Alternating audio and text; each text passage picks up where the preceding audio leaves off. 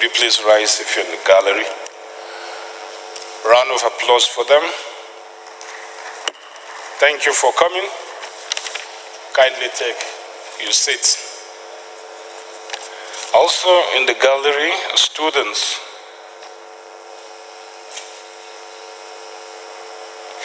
Our 200-level students of the Department of Political Science and International Relations from Nile University of Nigeria from Jabi here in Abuja. If you're there, could you please rise? Round of applause for them. Thank you for coming. Kindly take your seats. Last but not least, students of Safe Hands Schools. If you're there, could you please rise? A round of applause for them. Thank you for coming. Kindly take your seats.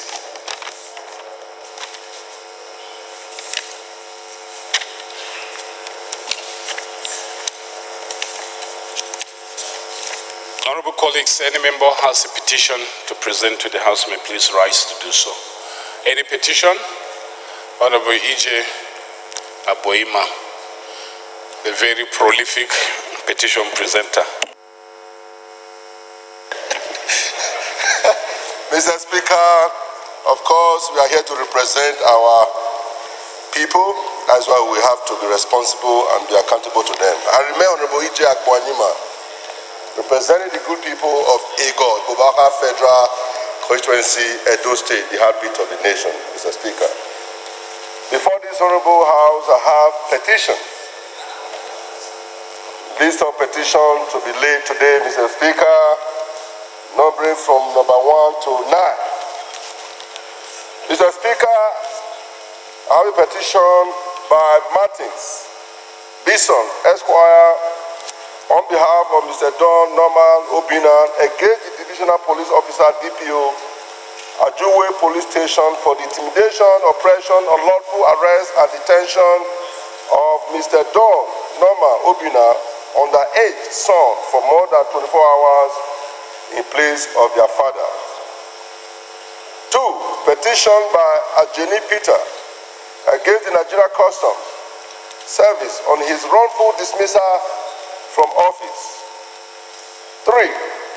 Passionate plea by Engineer David Ezekiel Mohammed for reversal or review of dismissal to termination given to him by the Ahmadu Bello University, Zaria. 4. Urgent appeal by Mr. Fidelis Anosike to investigate and address gross injustice, abuse of office, and connivance by Police High Command and Corporate Affairs Commission to destroy daily times of Nigeria. 5. Petition by Adolphus to Sir Wumi and 3 others on behalf of Coalition Committee of PPMC/MTJS Amazing Oil, imparted Ijo, Ishakiri, and Urobo nationalities of Delta State on unresolved pipelines and product marketing company limited, MTJS Amazing LPFO, spill of 6th June 2009 and PPMC's abandonment of its responsibility to the LPFO June 2009 and PPMC abandonment of its responsibility to the LPFO imparted communities group a plea and prayer for your referral intervention. 6. Petition by Mr. Kenneth I. Ugu Esquire on behalf of Mr. Anthony Udiani against Mr. Uchi Diono Emeka Collins for unlawful evasion and destruction of property at shop 823/824 Cherub Mall, kilometer 18, Lekki Expressway, Lagos. 7. Complaint by Prince Okenwa Okpara against Mr. Chibueze and Special Criminal Investigation Department, Umuahia, Abia State, on threat to life, gross abuse, labor, adoption, conspiracy. 7. Complaint by Prince Okenwa Okpara against Mr. Chibueze and Special Criminal Investigation Department, Umuagu, Umuahia, Abia State, on threat to life, gross abuse, labor, adoption, conspiracy, scandal, unlawful arrest and detention, defamation of character and infringement of my fundamental human rights. 8. Petition by Simple I. Dioha Esquire on behalf of Mr. Emmanuel Stephen on attempt murder of Mr. Emmanuel Stephen by officials and men of Nigerian Navy led by an officer properly known by his nickname, Grand P of Majudun, Awori Navy Barracks, Ikorodu, Lagos State, at the behest of one Mrs. Omo Bolaji Oriso Mibari Buhari, aka Ari Jalo. Our plea for your urgent intervention to investigate the incident and bring the attempted murders to face justice and pay compensation to Mr. Emmanuel Stephen. Finally, Mr. Speaker, number 9, petition by Uba Chinedu on behalf of husband to Mrs. Chiamaka Glory Day, Fretas, now deceased, against Dr. Oluseu Makewu and Medical Arts Center Lagos on deliberate subversion of the cause of justice, cry for demand for justice for late Mrs. Chiamaka de Freitas Ni Noke. Mr. Speaker and dear colleagues, I hereby plead to lay the petition before this honorable chamber.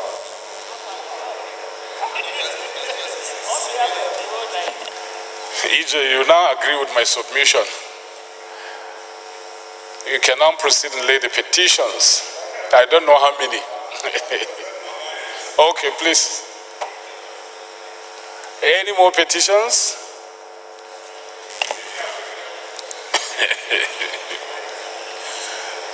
EJ has made the presentation on behalf of us all.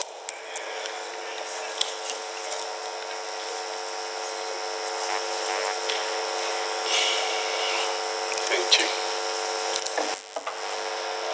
The petitions referred to the Committee on Public Petitions. Take this last announcement, which I forgot, this to inform the honorable members of the Nigeria-US Relations Committee that there will be a brief meeting at the office of the chairman, Honorable E.J. Aboyema, today, 23rd May 2018 at 2 p.m. suite 1.27 to discuss issues relating to the meeting with the United States Ambassador. Furthermore, the meeting with the ambassador will be held at the U.S. Embassy tomorrow, Thursday, 24th May 2018. Honorable members are humbly requested to converge at House of Representative entrance for takeoff to the embassy by 1:30 p.m. prompt. Announcer Honorable E.J. Aboyema, Chairman.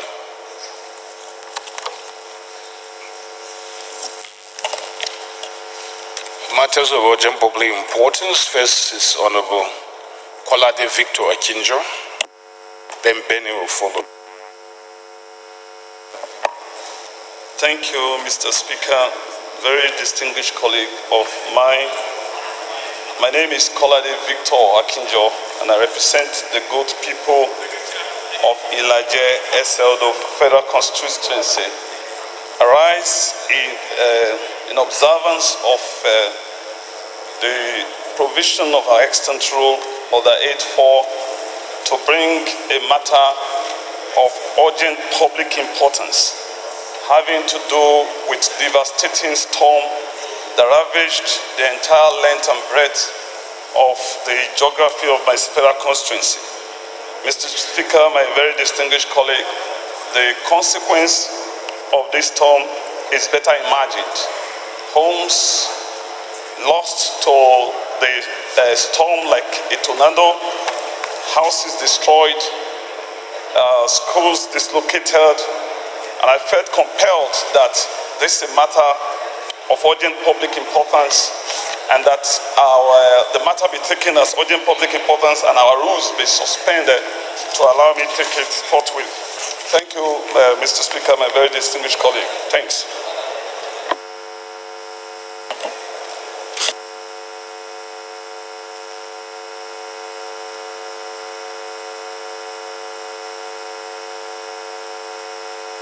Seconder to the first limb of the motion that the matter be accepted as urgent, Honorable Hosea Charles. Thank you, Mr. Speaker, honorable colleagues. I remain Honorable DC Hosea, representing Kashakakumi Sadara Federal Constituency. I rise to support the motion as ably raised by my brother, Honorable Victor, that the motion is urgent and be taken immediately. I support.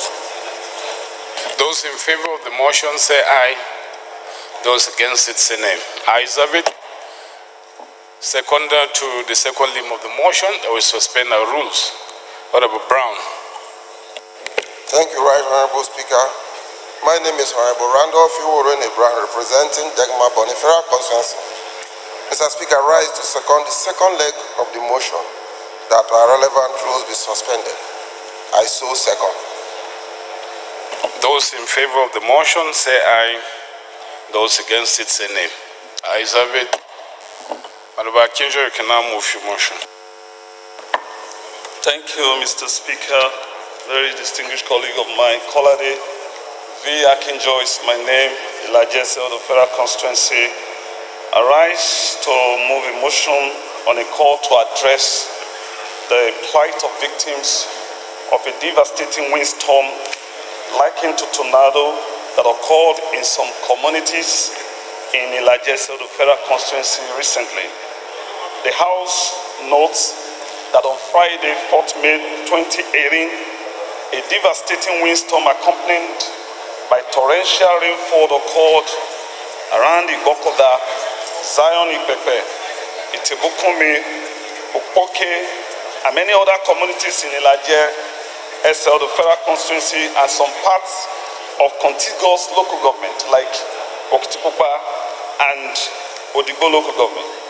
Aware that the windstorm caused untold damage and serious social disruption as houses, schools, and electricity poles were destroyed. Aware that the windstorm has rendered some residents of the areas homeless and destroyed many school buildings with damaged electricity poles and fallen trees lying everywhere.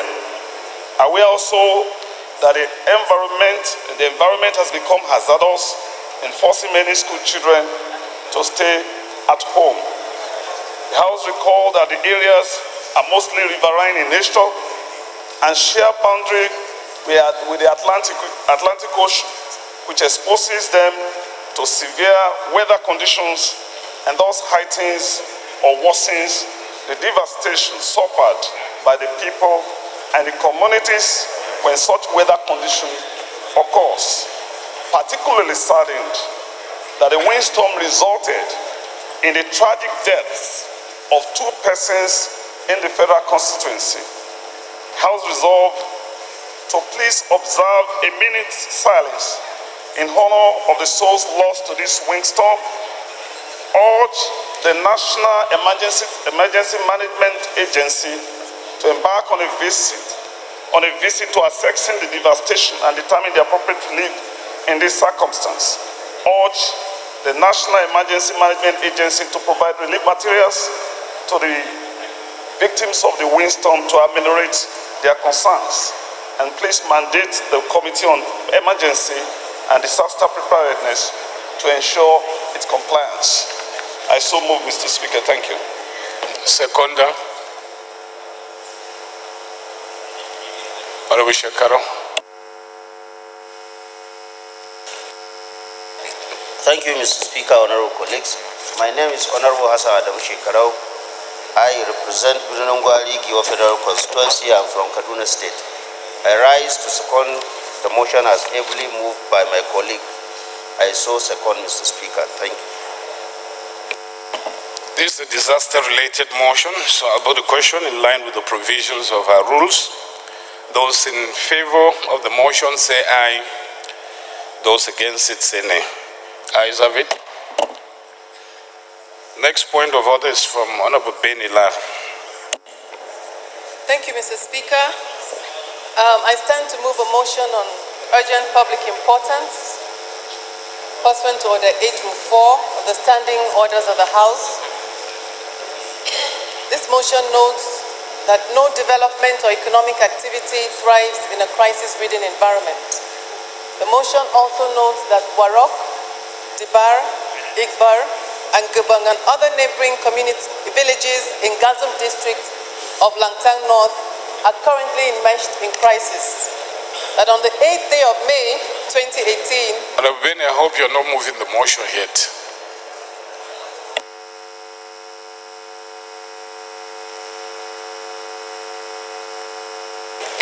This motion of national urgent importance based on our rules and to suspend the relevant rules for us to take this motion today under Order 8 Rule 4. Thank you, Mr. Speaker. Better. Second, Honorable Nuruddin.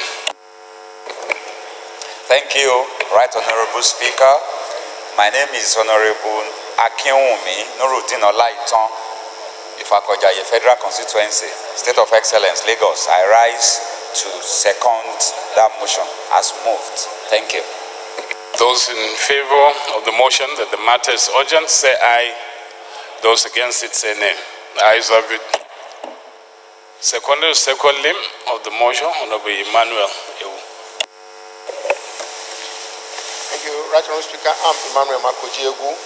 I represent Ida Federal Constituency of Kogi State. I rise to second the motion that will suspend all relevant rules. I will take the motion moved by Honorable La. Those in favor of the motion say aye. Those against it say nay. Ayes have it. Honorable Benny, you can now move the motion. Mr. Speaker, may I move that the House do consider this very urgent matter as a matter of national urgent importance. The motion notes that no development or economic activity thrives in a crisis-ridden environment. This motion also notes that Warok, Dibar, Igbar, Gebang, and other neighboring villages in Gazum district of Langtang North are currently immersed in crisis. That on the 8th day of May 2018, armed bandits and hired mercenaries invaded the communities, causing mayhem, killings, and razing down residential and commercial houses, including schools. That the killings and maimings have worsened, and presently 25 have been killed, 17 are missing, and over 300 homes have been razed down and destroyed. This motion is worried that the communities are in great confusion, with many fleeing for safety. It's disturbed that many families, especially women and children, are displaced. The motion resolves to seek to urge the relevant government authority to deploy adequate security forces to the affected communities, especially the Special Task Force. Also urges the National Emergency Management Agency to, as a matter of urgency, assist the displaced persons with relief materials. The motion seeks to further resolve that the over 300 homes raised down in these villages be rebuilt with the support of NEMA and the National Commission for Refugees. I still move, Mr. Speaker. Seconder, Honorable Shaka. Thank you very much, Mr. Speaker. Honorable Ibrahim Ayokunle Isiaka. I represent the very good people of Ifoiwekoro Federal Constituency. I rise, Mr. Speaker, to second the motion as ably moved by Honorable Benila. I so second, Mr. Speaker. Thank you, sir. It's a disaster-related motion, just like the other one. I'll put the question. Those in favor of the motion say aye. Those against it say nay. Ayes have it. Last motion we carried a prayer, requesting that we observe a minute silence in honor of those who lost their lives in a devastating windstorm. So could we please rise to observe a minute silence?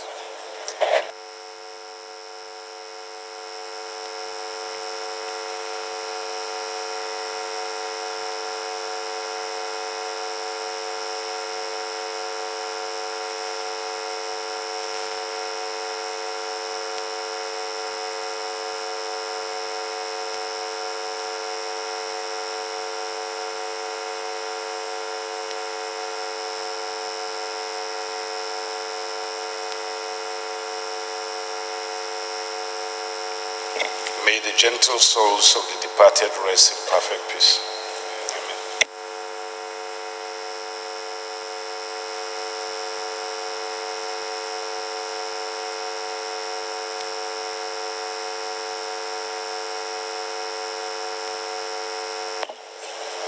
Honorable colleagues, the first business of the day is presentation of 5 bills. I now invite the clerk to read the short titles of the bills. Honorable Speaker, honorable members, National Health Insurance Act Amendment Bill 2018, first reading. National Small Scale Business Development Loan Scheme Bill 2018, first reading. Immigration and Prison Services Board Act Amendment Bill 2018, first reading. Chartered Institute of Laws Adjusters of Nigeria Establishment Bill 2018, first reading. Federal College of Education Technical Ikari Akoko Establishment Bill 2018, first reading.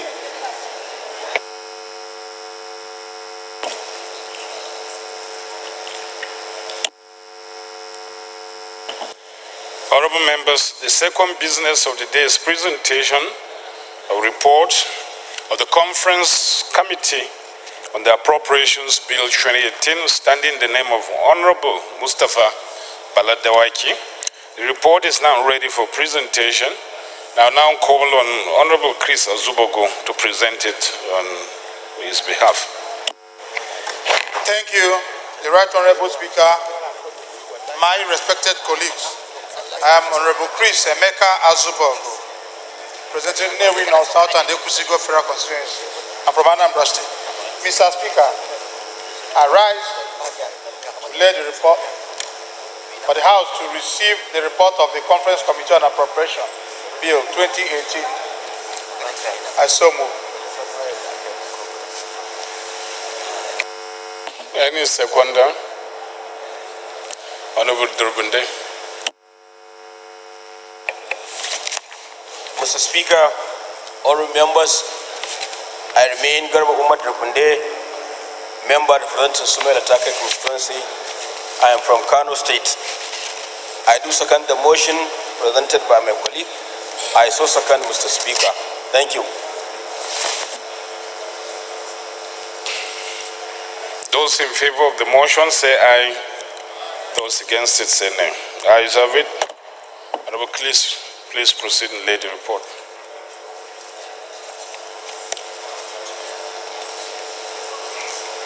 First order of the day, honorable colleagues, commencement of debate on the general principles of Bill of an Act to amend the provisions of the Electoral Act number 6, 2010 to further improve the electoral process and for related matters, standing in the name of Honorable Aishatu Jibril Duku and 2 others.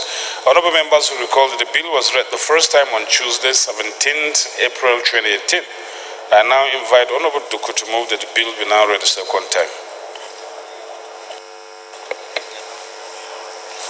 Honorable Speaker, my highly respected colleagues, I'm Honorable Aishatu Jibril Duku, Gimbier Duku, member representing Dukuna for the Federal Constituency.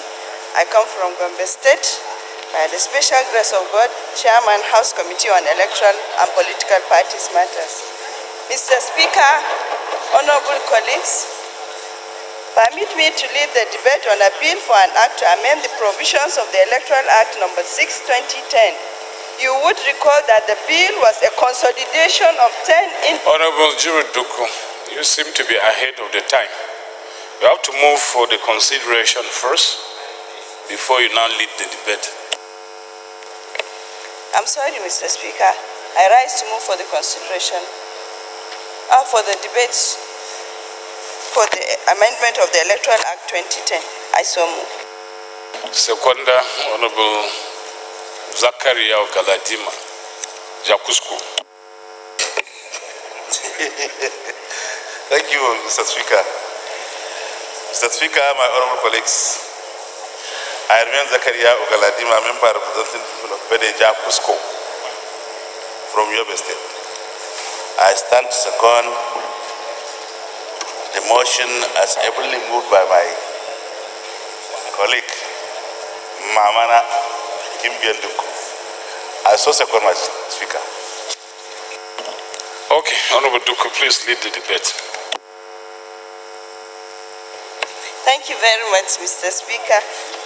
My highly respected colleagues, permit me to lead the debate on a bill for an act to amend the provisions of the Electoral Act No. 6, 2010. You would recall that the bill was a consolidation of 10 individual bills seeking to amend sections of the Electoral Act 2010. Silence, please. Please, honorable members, silence. Since 1999, please. Show a strong correlation between an efficient and effective legal framework and the conduct of free, fair, and credible elections.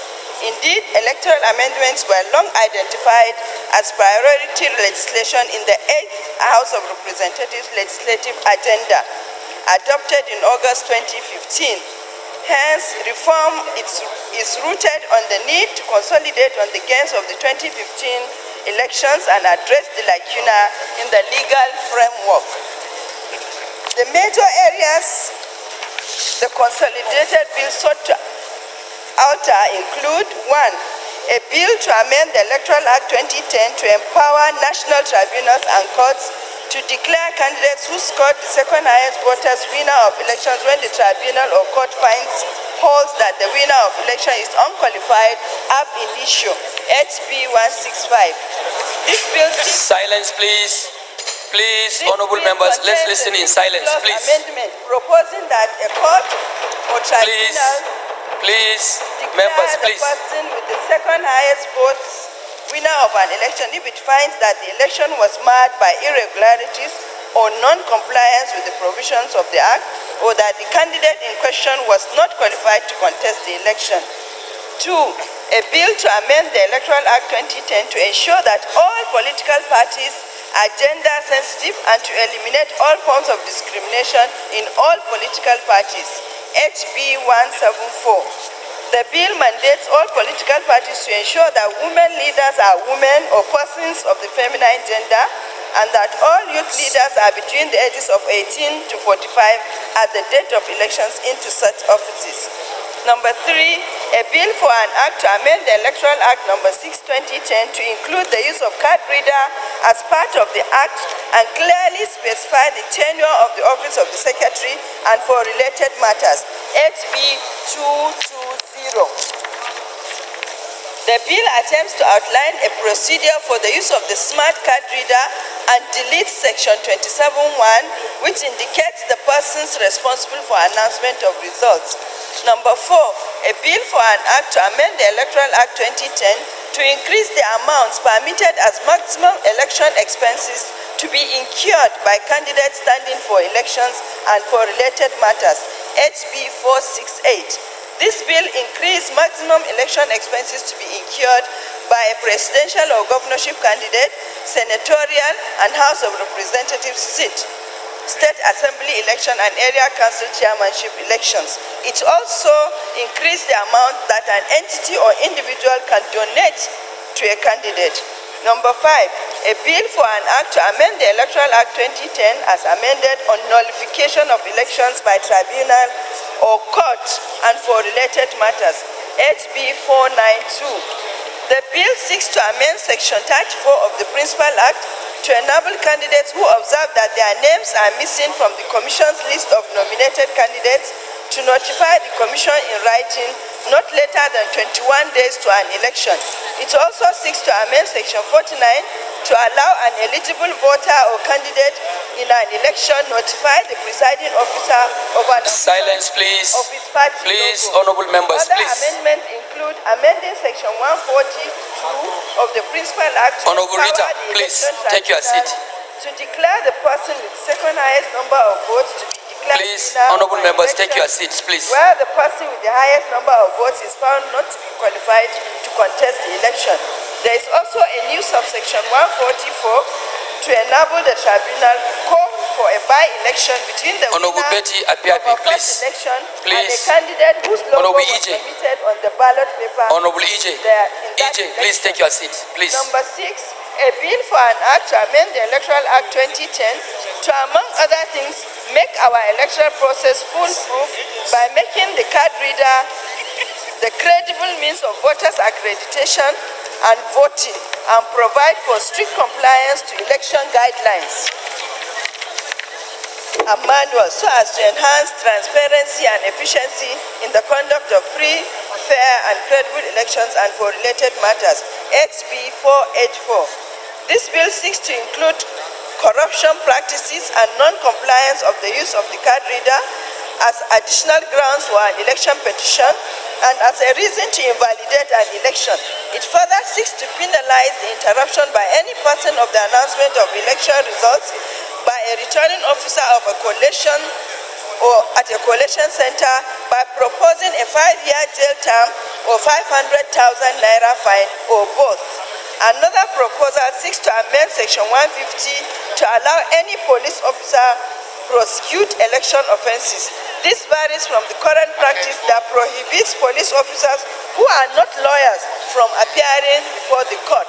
Number 7, a bill for an act to amend Section 33 and 36 of the Electoral Act 2010 to provide for death of presidential or gubernatorial candidates during an ongoing election and for related matters, HB 806. This bill seeks to amend Section 33 and 36 of the Electoral Act to provide a framework that will enable a vice presidential candidate or deputy gubernatorial candidate to conclude the poll where the nominated candidate for a political office of president or the governor of a state dies. Other amendments include providing that a political party can conduct fresh elections for any of the legislative houses of the Federation if during the commencement of a poll, but before the conclusion of an election, a candidate nominated and sponsored by a political party dies. The bill also seeks to prohibit the substitution of candidates once polls have commenced. Number 8. A bill for an act to amend the Electoral Act 2010 and for related matters 2016, HB 809. This bill seeks to include Nigerians in diaspora who are qualified to vote in the list of voters that the Commission should include in its National Register of Voters for presidential elections. Under the provision of the bill, the Commission, in collaboration with the Nigerian embassies, liaison offices, will decide the number of registration and voting centers where Nigerians in diaspora can vote. Number 9, a bill for an act to amend the Electoral Act 2010 to make provisions to cover the lacuna in the event of death of a governorship candidate any time before the conclusion of an election and for related matters, HB 429. This bill seeks to further amend Section 33 of the Principal Act by inserting a provision to enable a party choose the running mate of a nominated candidate who dies before the conclusion of a gubernatorial election to replace the deceased governorship candidate. However, the party may choose another candidate as replacement in the event the running mate withdraws from the election. The bill also seeks to provide accreditation solely by the electronic card reader. It, however, provides for cases where the card reader fails or malfunctions.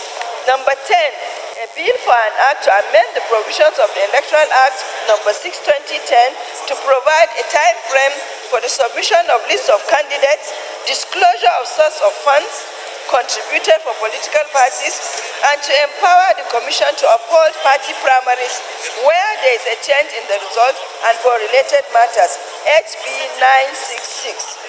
This bill proposes several amendments. These include provision for parties to submit their list of nominated candidates to INEC not later than 120 days to the election date, as against the current 60 days provision. Also amends Section 36 by inserting a new subsection 3 to provide for procedure to be adopted where a nominated candidate dies before the commencement of polls. Other amendments are to Section 38 by inserting a new subsection 2 that will prevent the extension for nomination or a postponement of an election where there is a valid nomination by at least one political party. It further proposes a new Section 31, subsection 6 to empower the court to disqualify a candidate from contesting an election on the determination that any information submitted by the candidate is false, and 6, to prevent political parties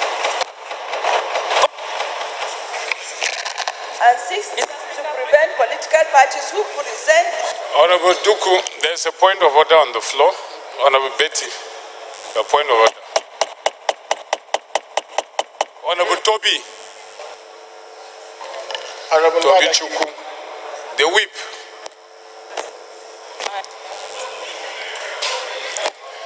Okay, you are taking the list of troublemakers.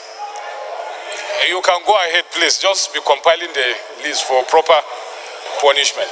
But make sure you take your seat as you do that. Honorable Betty, what's the point of order? Mr. Speaker, my point of order is, my name is Betty Apiafi. I represent Abua Oda East Federal Constituency. I'm from River State. Mr. Speaker, my point of order is Order 906. It shall be out of order to attempt to reconsider any specific question upon which the House has come to a conclusion during the current session, except under a substantive motion of recession. Mr. Speaker, some months back, this particular bill was brought to this House. And I recall that in that bill, Mr. Bonta's name and some other members had their names on that bill. And they all refuted the bill. And the bill was stepped down. So I think before we can take this bill, there has to be a motion by Honorable Aisha Duku for recession of that decision of the House before she can present the bill. So move, Mr. Speaker. Well, that's a very technical point you have raised, but the truth is that it's not the same bill anyway, because we explained here. I don't know if you were here the day we had an executive session. We have separated the bills into two. So it's not the same bill. So Honorable Aisha Duku, please round up your debate on the matter. Where information submitted by the candidate is false and seeks to prevent political parties who present the name of a candidate that does not possess the qualifications outlined in the Constitution from contesting the office in question, among others. In conclusion, Mr. Speaker, my highly respected colleagues, the need for electoral laws reform in the country becomes absolute necessity against the backdrop of election malpractice, widespread rejection of declared results by the people, as well as loss of lives and property that usually go along with such electoral flaws. More importantly, our electoral laws appear to be outdated and ill-equipped to adequately address these concerns that the very foundation of our democracy calls for. I hereby urge you to support this bill so as to further strengthen our electoral laws and our electoral system for the development of our democracy and our well-being. Thank you very much, Mr. Speaker. Thank you, my distinguished colleagues.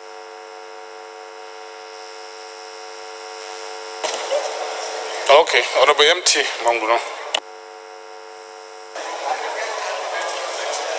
Honorable Speaker, honorable members, my name is Mohamed Tahir Manguno. I represent Martin Manguno, Gaze Federal Constituency of Borno State.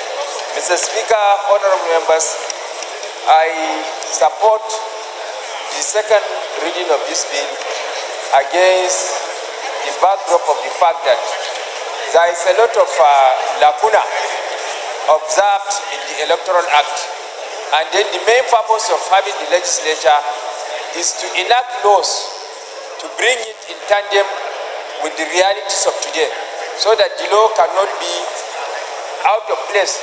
And one of the most important things, lacuna, that this bill seeks to cure is a situation whereby there is an obvious irregularity in the conduct of an election. And where there is an obvious irregularity in the conduct of an election, or a candidate that allegedly won an election is proved to be disqualified or does not possess the requisite qualification for that office is disqualified, then the second person with the highest number of lawful votes will be declared winner. This is a very good lacuna that this amendment seeks to cure.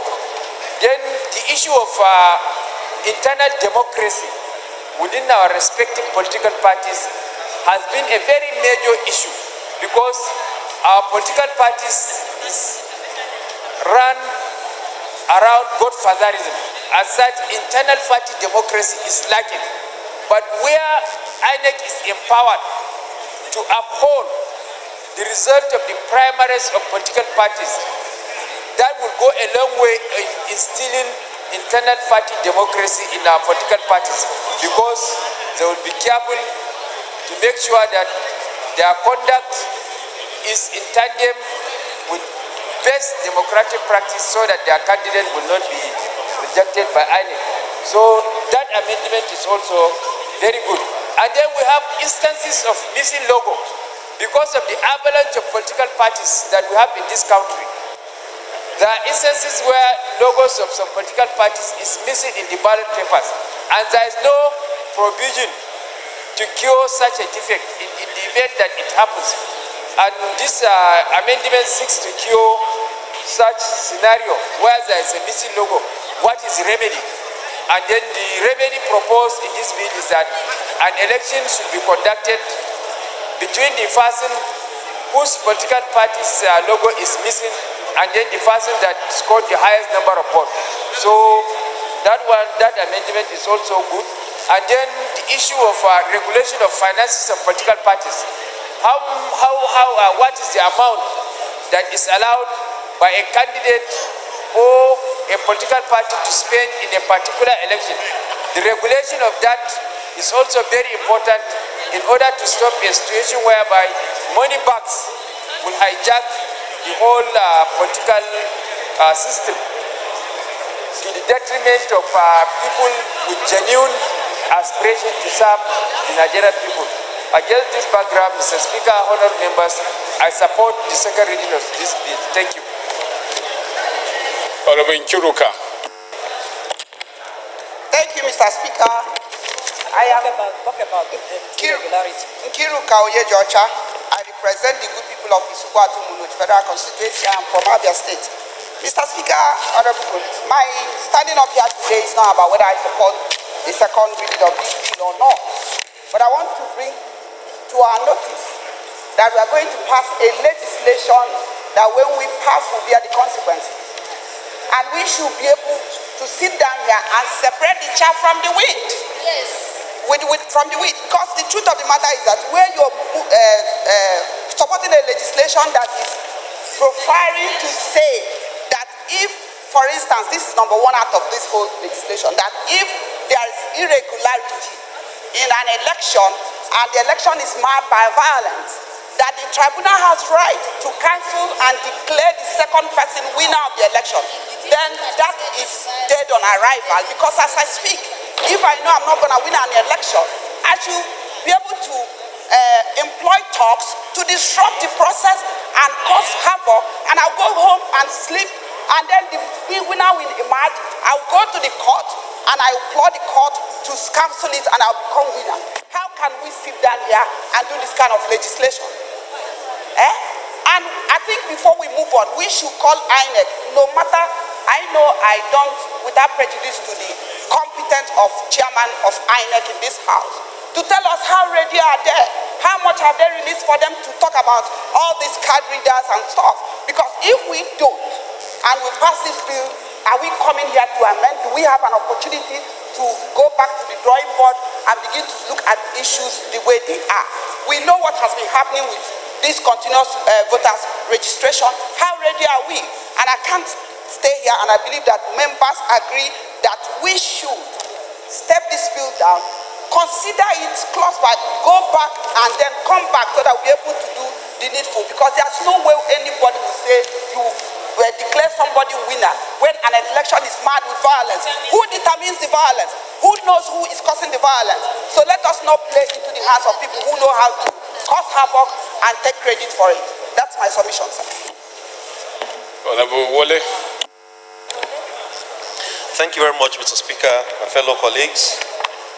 I am Olu Wole, representing Ijesha North. Mr. Speaker, I'm from Osun State, sir. Mr. Speaker, I'm a member of the Committee on Electoral Matters, And we're in a very dynamic society. Mr. Speaker, my fellow colleagues, there's nothing wrong in looking at the existing Electoral Act 2010 and true practices and previous elections, litigations, decision of courts and all that. Yes, there's need to review the existing Electoral Act. And I just want to suggest that even though I'm not in support of some of the clauses, particularly the one, my leader, Honorable Kiru, talked about, but there are good sides of the bill. Mr. Speaker, I think we should allow this bill to go for second reading. And at the public hearing, vis-a-vis consideration on the floor here, we will do justice to it. And we also need to listen to Nigerians. On the issue raised by my sister, Mr. Speaker, we should not hand over our powers, the act of lawmaking, to the judiciary. The idea that the court can declare the second, the runner-up in electoral contest, it's highly, Mr. Speaker, highly subjective. It means we are handing over our powers to make laws. It means we are asking the judiciary to assume the role of lawmakers. But Mr. Speaker, despite this, we cannot block this bill from going for second reading. We will do justice to it at the appropriate time. Thank you, Mr. Speaker. Honorable Nena. Mr. Speaker, sir, thank you very much for yielding to me. Nena Eledukeje, member representing Bende Federal Constituency. Mr. Speaker, sir, I'm from Abia State. Mr. Speaker, I've listened to the contributions of my colleagues around the floor, and especially the contributions of Honorable Nkiru Kojo-George, and I must say that I align with her line of argument. Mr. Speaker, this bill is too serious. It's existential to the very heart of Nigeria's electoral processes, and it is also fraught with a lot of uncertainty. I've had cause to have conversations with some of my colleagues from Kaduna, and they're in two minds as to what electronic voting entails. They agreed to some extent that the card reader may be useful, but then they also said that the transmission was not in real time, and therefore the election results that came out from this same electronic voting did not reflect the realities on ground. So I'm very worried. But if you also go to clause 8, I recall that when the initial bill came, and it speaks to diaspora voting, when the initial bill came, and the House had concerns about that, even the chairman of INEC at the time came out and said that INEC was not particularly ready to deal with diaspora voting. I'm aware that one of the concerns that we have in all our embassies is that we do not have a database of Nigerians in the diaspora. And if we do not have a database of Nigerians in the diaspora, then it is indeed another window to manipulate the election. Mr. Speaker, I am very, very concerned that if the chairman of INEC says at the time that they do not have the capacity to do it, that us passing this piece of legislation will be counterproductive. It will be counter to what it is he said. I think, Mr. Speaker, sir, that this is one of the pieces of legislation is as serious as probably the constitutional amendment. And I believe that we must have time to sit down and have proper conversations about the outcomes. Engage with INEC, because I have no clear understanding of what this electronic voting entails. So for me to vote on this bill would be for me to vote in the dark and do a disservice to my constituents. I therefore would ask, as other people have suggested, that we please step it down so that we can engage better and understand the contents of the bill, engage with INEC, and have a proper report from the committee on INEC to come and tell us about what they need. Because there are just too many things on this bill that I have no understanding of. Thank you.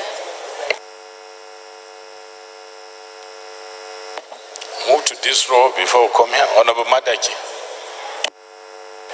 Mr. Speaker, my honorable colleagues, my name is Ali Usani Madaki, and I represent the Ala Federal constituency of Kano State. Mr. Speaker, I want to align myself completely with the sponsor of this bill for doing a very thorough job. And I believe by supporting this bill, what we are doing is trying to give legal backing to the mandate we, all of us, as politicians carry. Mr. Speaker, we know what we used to have before the introduction of card reader.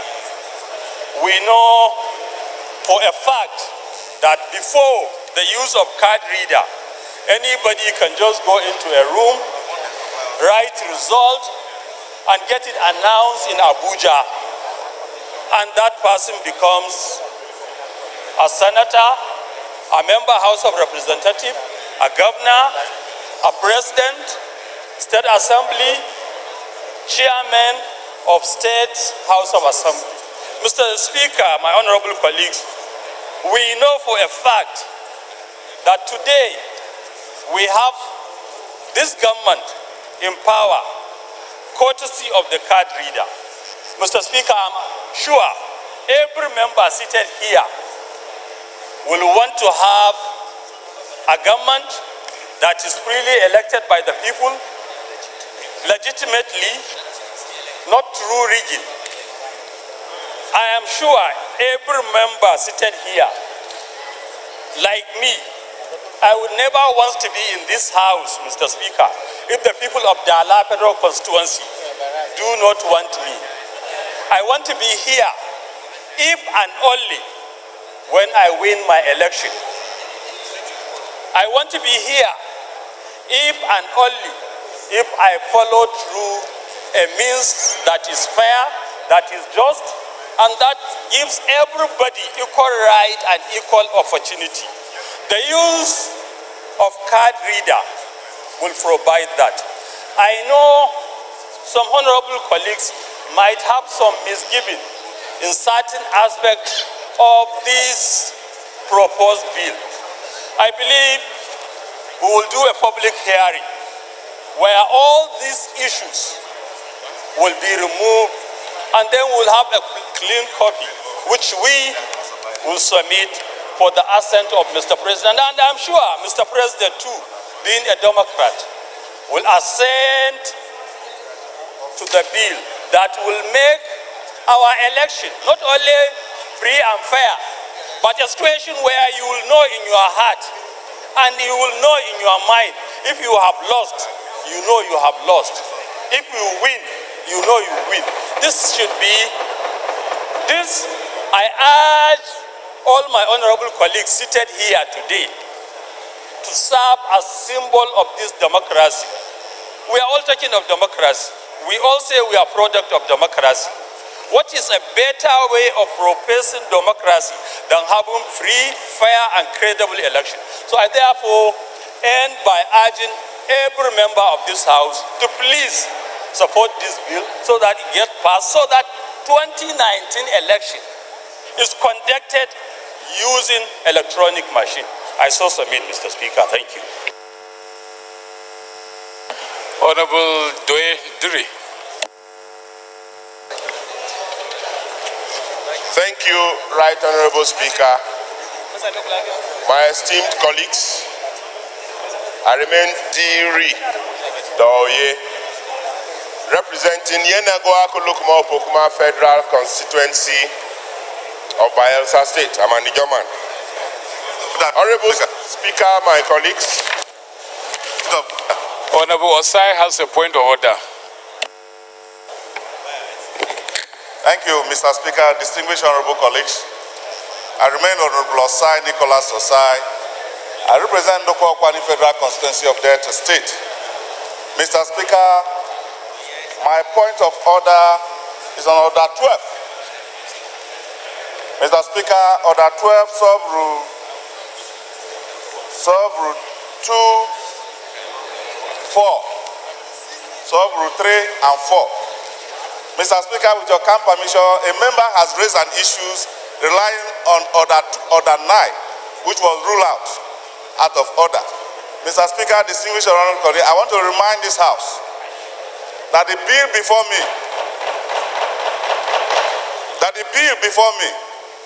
which we're arguing today, is in respect of where Honorable Agbonta was part and parcel, which was printed, gazetted, and sent to every member. Mr. Speaker, a new one has not been sent, and I will give it by proving. Mr. Speaker, in line with the order 12. Osai, please, let's not waste time on this. Chairman rules and business. There was a directive that will separate the bills. They are saying it's the same thing. Nothing has changed from the bills. I don't think it's true. Take your seat. Let the chairman rules and business explain, please. Thank you, Mr. Speaker. Okay, Jeff. I represent the good people of Buruku. My dear colleagues, I'm from Benue State. Mr. Speaker, if Honorable Osai had the notice paper for this week, you would have seen that we have those two Bs have two different gazetted numbers. The one in the name of Honorable Pajok, and this one that the chairman of Electra. If you look at, they have different names. I mean, they have different numbers. So what Osai is saying is completely untrue. Honorable Doye, please continue with your submission. Thank you, Right Honorable Speaker, my esteemed colleagues. I want to also contribute to the amendments proposed in a bill for an act to amend the provision of the Electoral Act number 6/10/20. And the argument therefrom is that it further proposes a new section 31(6) to empower the courts to disqualify a candidate from contesting an election on the determination that any of the information submitted by the candidate is false and seeks to prevent the political parties who present in the name of the candidate that does not possess the qualifications outlined in the Constitution from contesting the office in question, among others. This looks like some vicarious liability. If a candidate submits to his political party what he has, the information the political party has is what the candidate has submitted.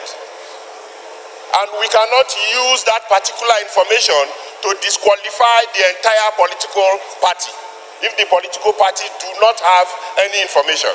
Mr. Speaker, honorable colleagues, I think that there should be a caveat here that should limit the disqualification to the candidate and the information the candidate has so presented before his political party.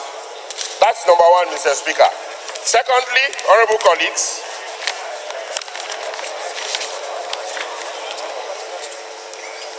I also look at the other amendment, the bill, which on page 4, seeks to introduce corrupt practices and non-compliance of the use of card reader as additional grounds for an election petition and as a reason to invalidate an election. It further seeks to penalize the interruption by any person that I agree. Another proposal seeks to amend section 150 to allow any police officer to prosecute electoral offenses. Mr. Speaker, I don't want to agree with this. Mr. Speaker, honorable colleagues, we are all aware of the Nigerian police that was invited by our colleagues in the Senate. We are all aware that they refused to go there. Of a police force that even court orders are not obeyed. Mr. Speaker, honorable colleagues, will be giving an additional work to the police to do, which will mean that most of us will be victims of disqualification by any police officer who does not like your face. So, Mr. Speaker, these are the 2 points I'm speaking against. Honorable Arabo.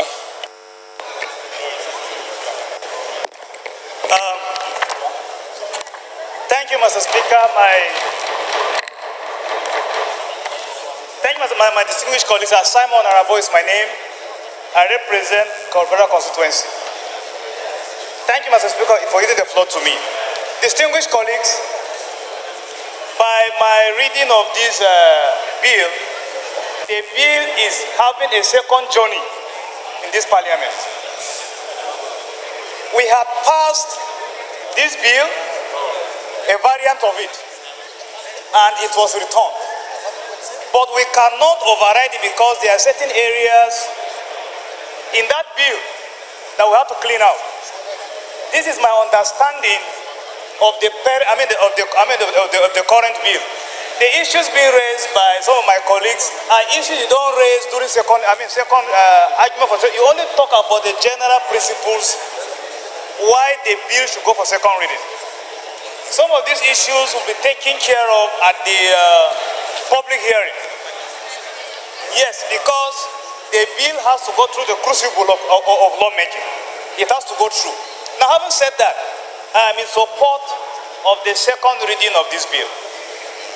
Whatever misgivings members have or the public have will be corrected during public hearing and when the matter comes to committee of the whole here.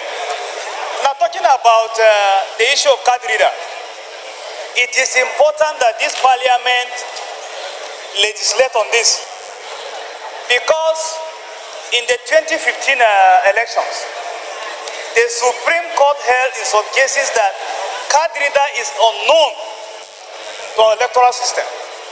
But we know that card reader is good for our electoral system. So the purpose of this bill is to give legal backing to the use of card reader. So on that, I support it. Because at least it will take care of a judgment, some of the judgment of the Supreme Court in some of the election petitions that the Supreme Court held that card reader is unknown to an electoral act. On this basis, I urge members that we should support the second reading of this bill. Whatever misgivings will be cured. We have already passed this, and that we discovered that the bill is an amalgam of many other bills. We are just trying to clean out the bill that we passed so that we can have a very fair electoral system. In the 2015 elections, there are states that we had issues whether the candidate was actually used. But this bill is supposed to take care of situations like that. On that basis, I lend my weight to this bill and urge that colleagues will support the second reading of the bill. Thank you very much, Mr. Speaker.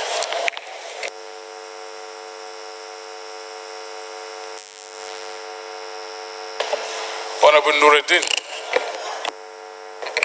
Thank you, Mr. Speaker.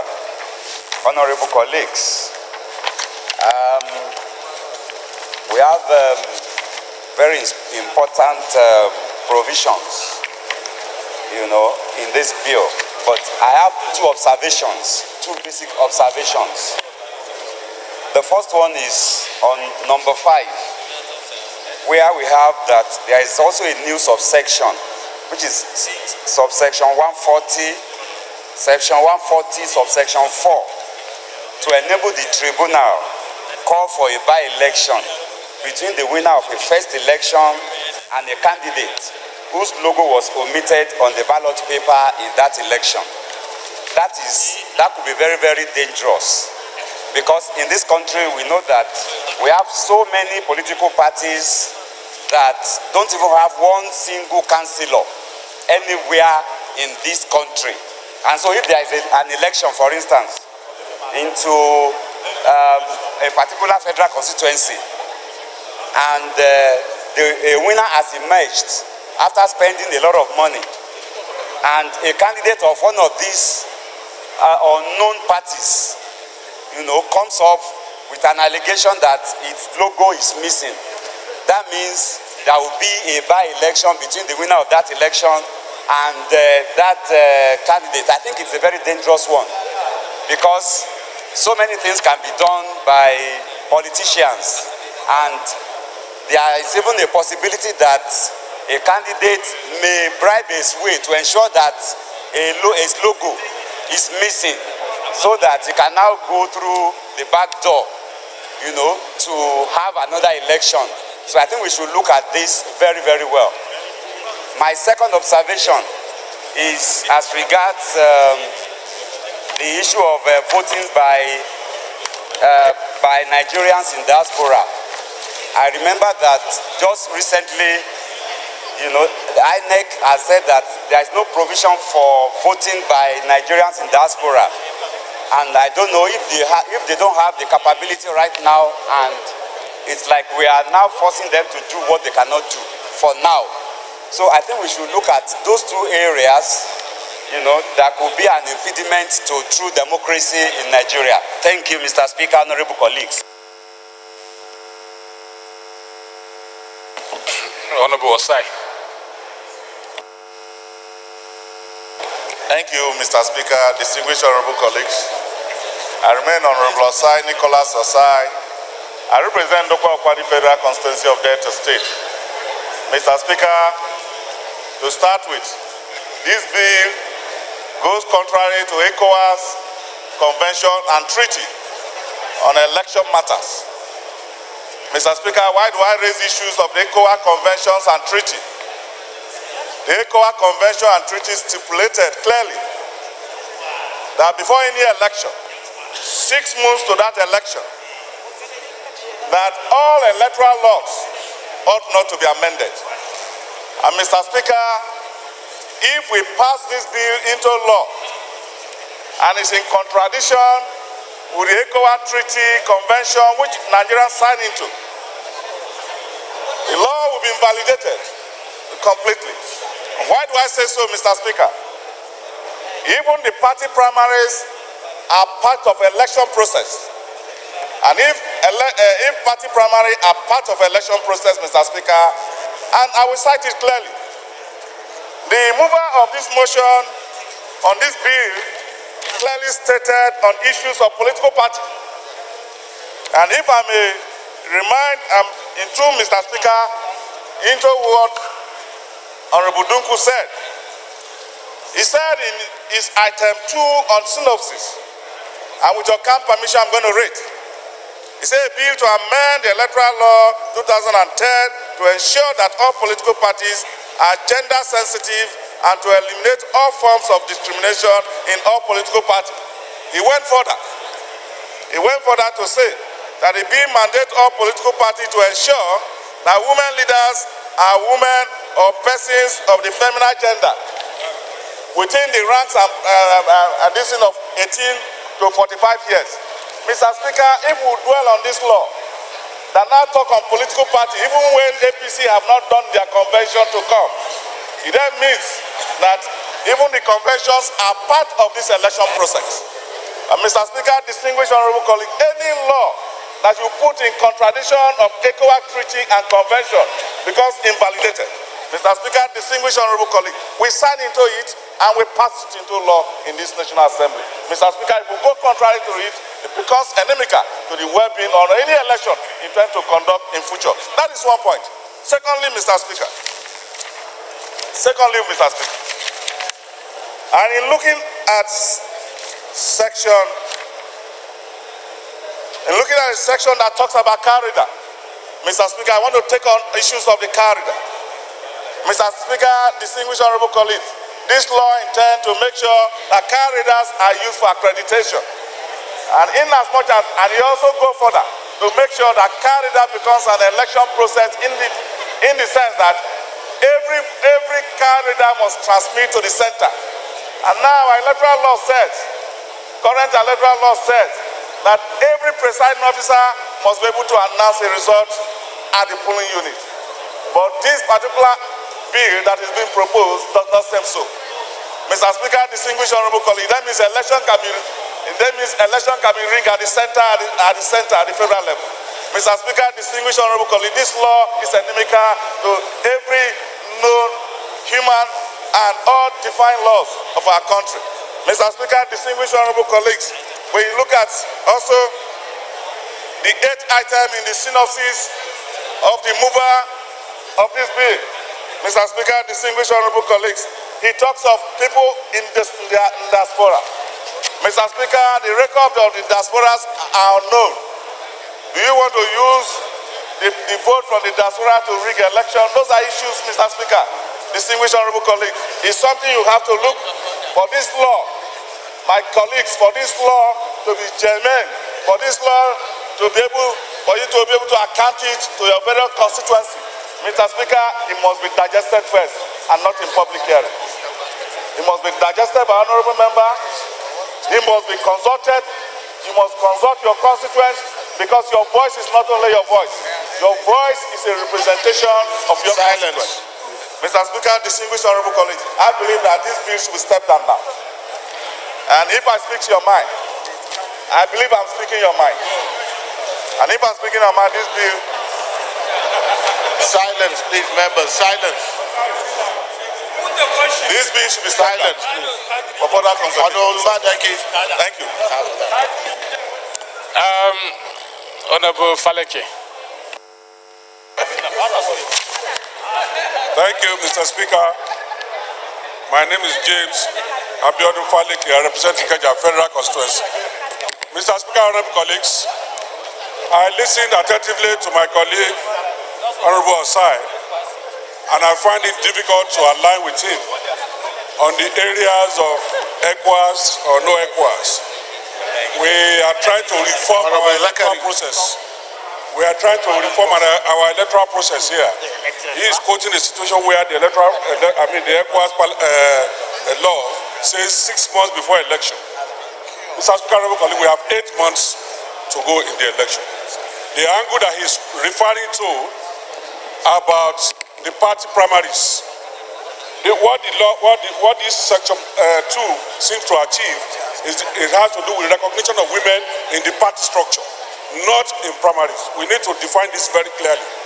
Mr. Speaker, my worry is on the diaspora voting.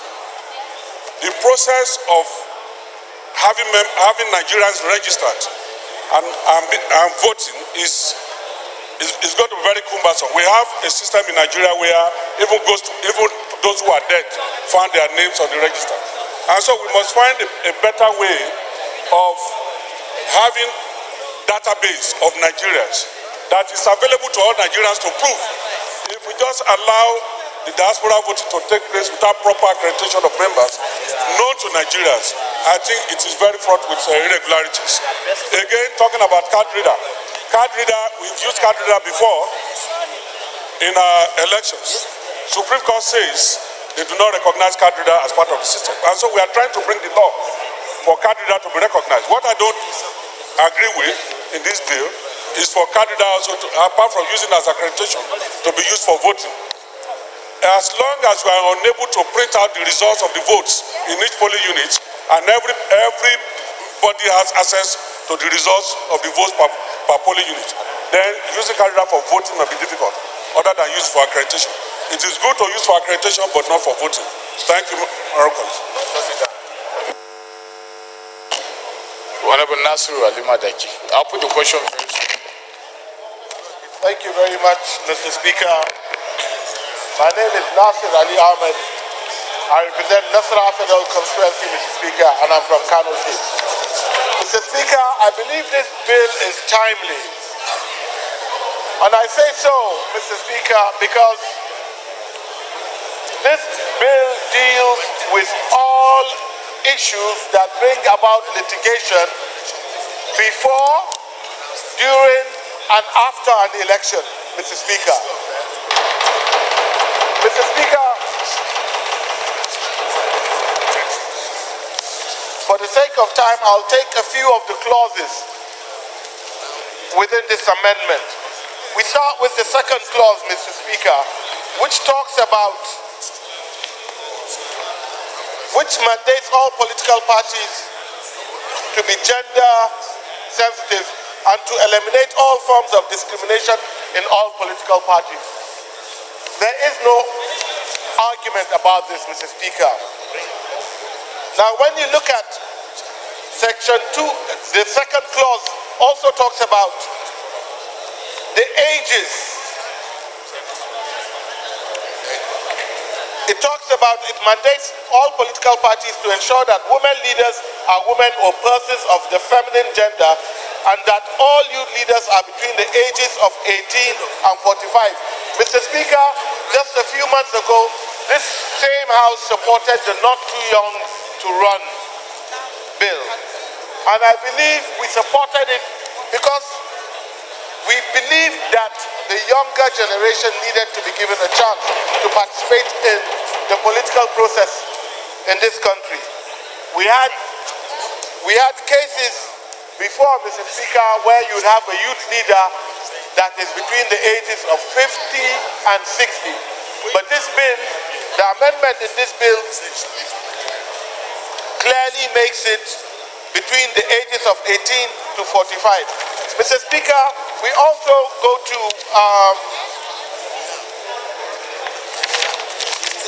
the 6th and 7th clause of this amendment, Mr. Speaker, which talks about the card reader. Mr. Speaker, I stand bold to say that I am a process of the card reader. Mr. Speaker, I believe you are also a speaker today because of the card reader. Before the card reader, Mr. Speaker, we all know how elections were held in this country. And I believe the card reader played a vital role in bringing this government into power. We strongly support the use of the card reader, Mr. Speaker, in the elections. We also go to the 7th clause, Mr. Speaker, of this bill, which seeks to provide for death of presidential or gubernatorial candidate during an ongoing election. Mr. Speaker, we are all witnesses in what happened in Kogi State. I'm glad Honorable Falake is here, because certain laws were not in place at that time, Mr. Speaker. Up till today, there is no peace in Kogi State. Mr. Speaker, also clause 6 of this amendment talks about, let me read it. It further seeks to penalize the interruption by any person of the announcement of election results by a returning officer at a collation center by proposing a 5-year jail term or 500,000 naira fine or both. Mr. Speaker, in the 2015 election, we all saw what happened when a serving minister stood up while votes were being counted and disrupted the process. I do not want to mention the name of this serving minister, but we all know that in the 2015 elections, while votes were being collated at the INEC headquarters, a serving minister stood up, disrupted the process, and made sure for over an hour the coalition process could not continue. So, Mr. Speaker, I strongly support the amendments in this bill, and I urge this honorable House to please support it. I thank you very much, Mr. Speaker. With the questions. Chairman rules and business, except you want to say, I don't know why we want to add to it, but because we are the custodian of the rules. Thank you, Mr. Speaker. Okay, Jeff. I represent the good people of Buruku, my dear colleagues. I'm from Plenary State. Mr. Speaker, it looks like there is some misunderstanding of issues regarding this bill.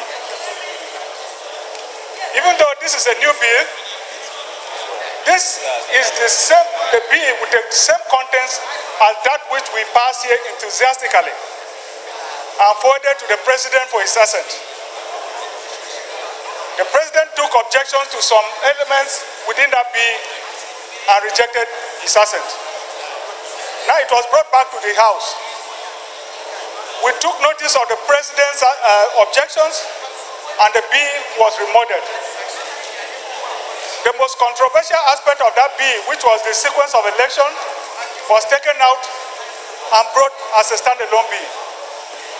The other bills, the others which were consolidation of several other bills, is this one we are discussing today. Mr. Speaker, this is the bill that we enthusiastically passed on the floor of this House. Now, I've gone through the bill.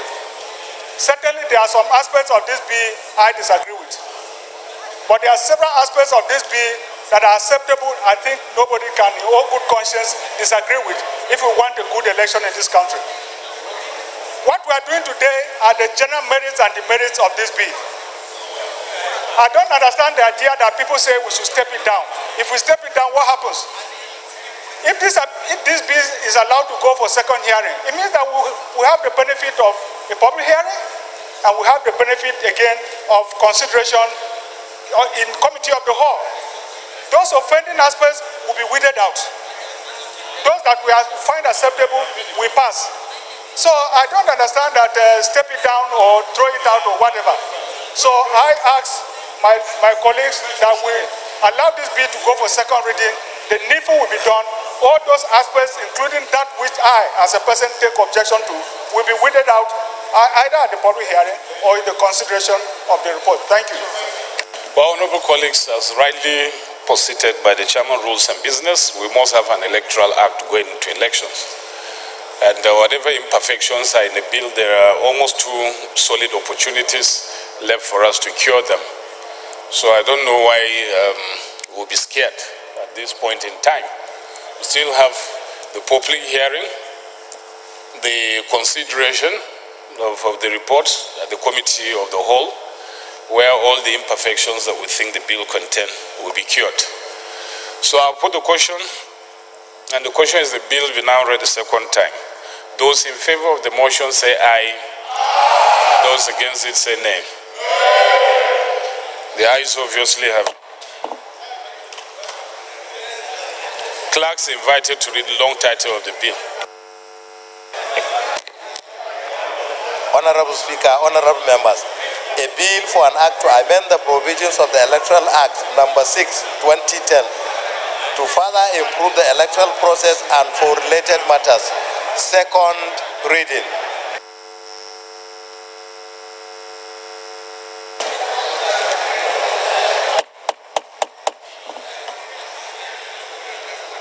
Bill is referred to Committee of the Whole. The second order of the day is commencement of debate on the general principles.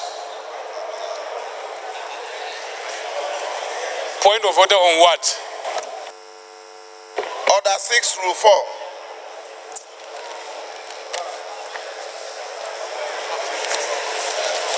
With it. Order 6, Rule 4, Mr. Speaker.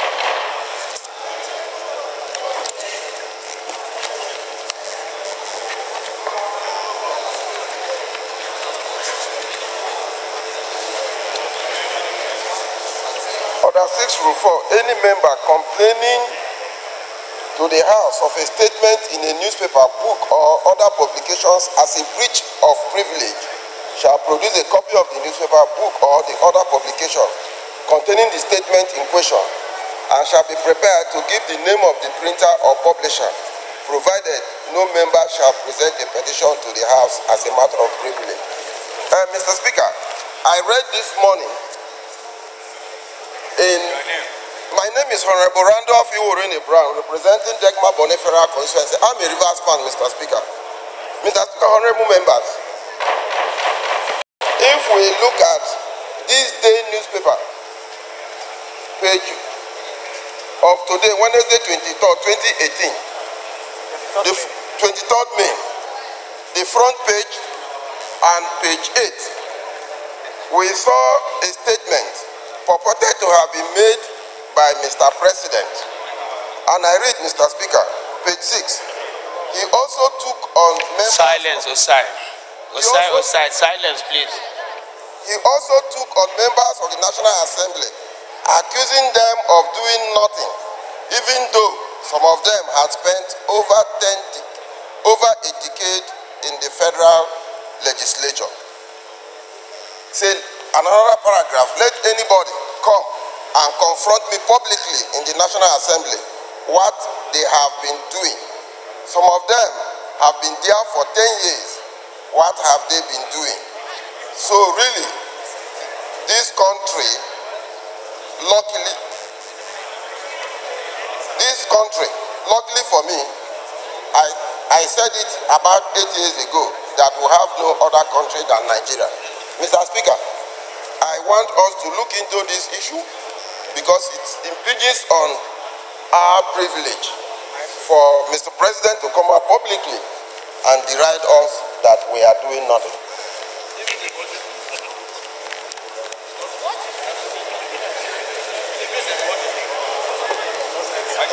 So you have just come by way of complaint, because from the rules you read, there's nothing we can do. If you wanted us to take an action on that, then you won't come under that rule. So we've heard your complaint.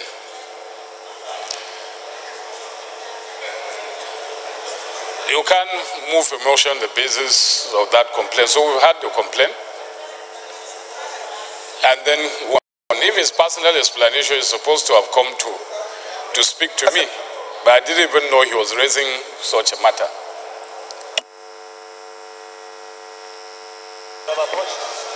Okay.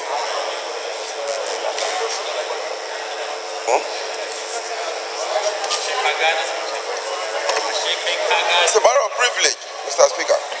Honorable Brown, I don't know why you are crying more than the brief. I think it's people like us and Betty who should be crying loud. Because if they say 10 years, they are talking to us. Even Osai is not caught up by that.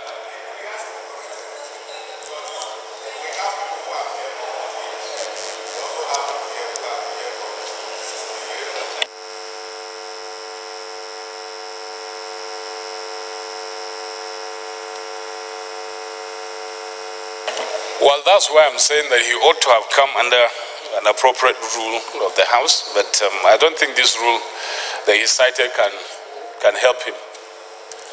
So just note it, rack your legislative brain and come under the appropriate order for the appropriate reliefs. So we move on, but for today is complaints and we have noted it. Honorable Betty. In the ruling for the Electoral Act, you referred the bill to the Committee of the Whole. And I'm wondering why, because after second reading, I thought we were supposed to go for public hearing. I just wanted clearance, please. Thank you. Where's Chairman Rules and Business?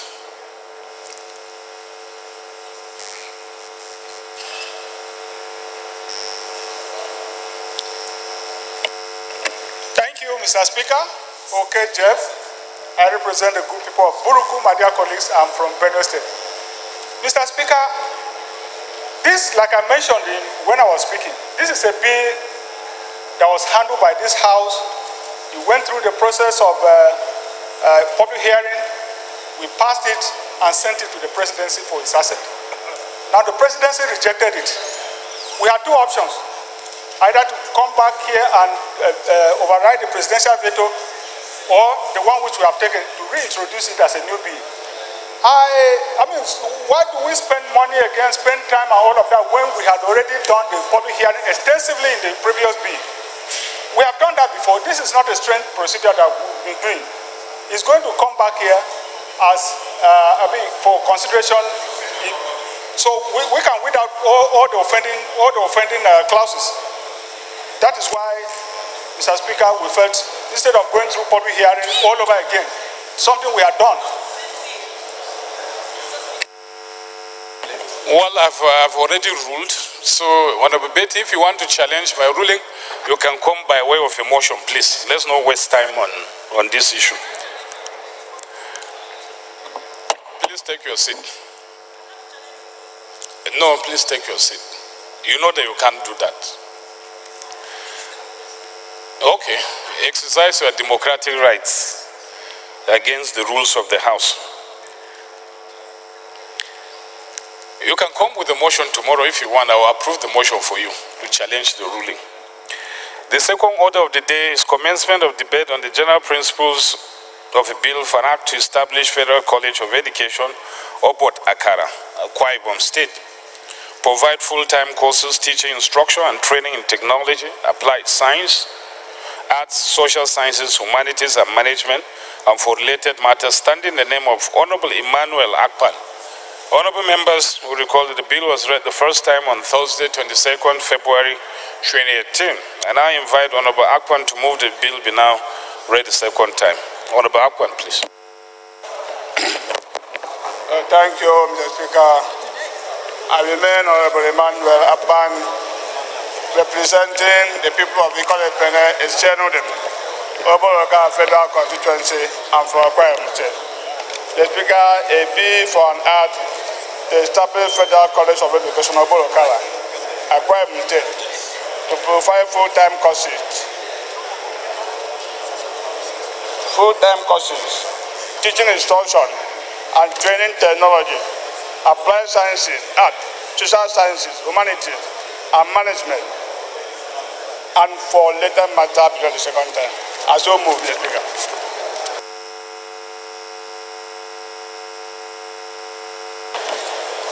Honorable Jarikbe.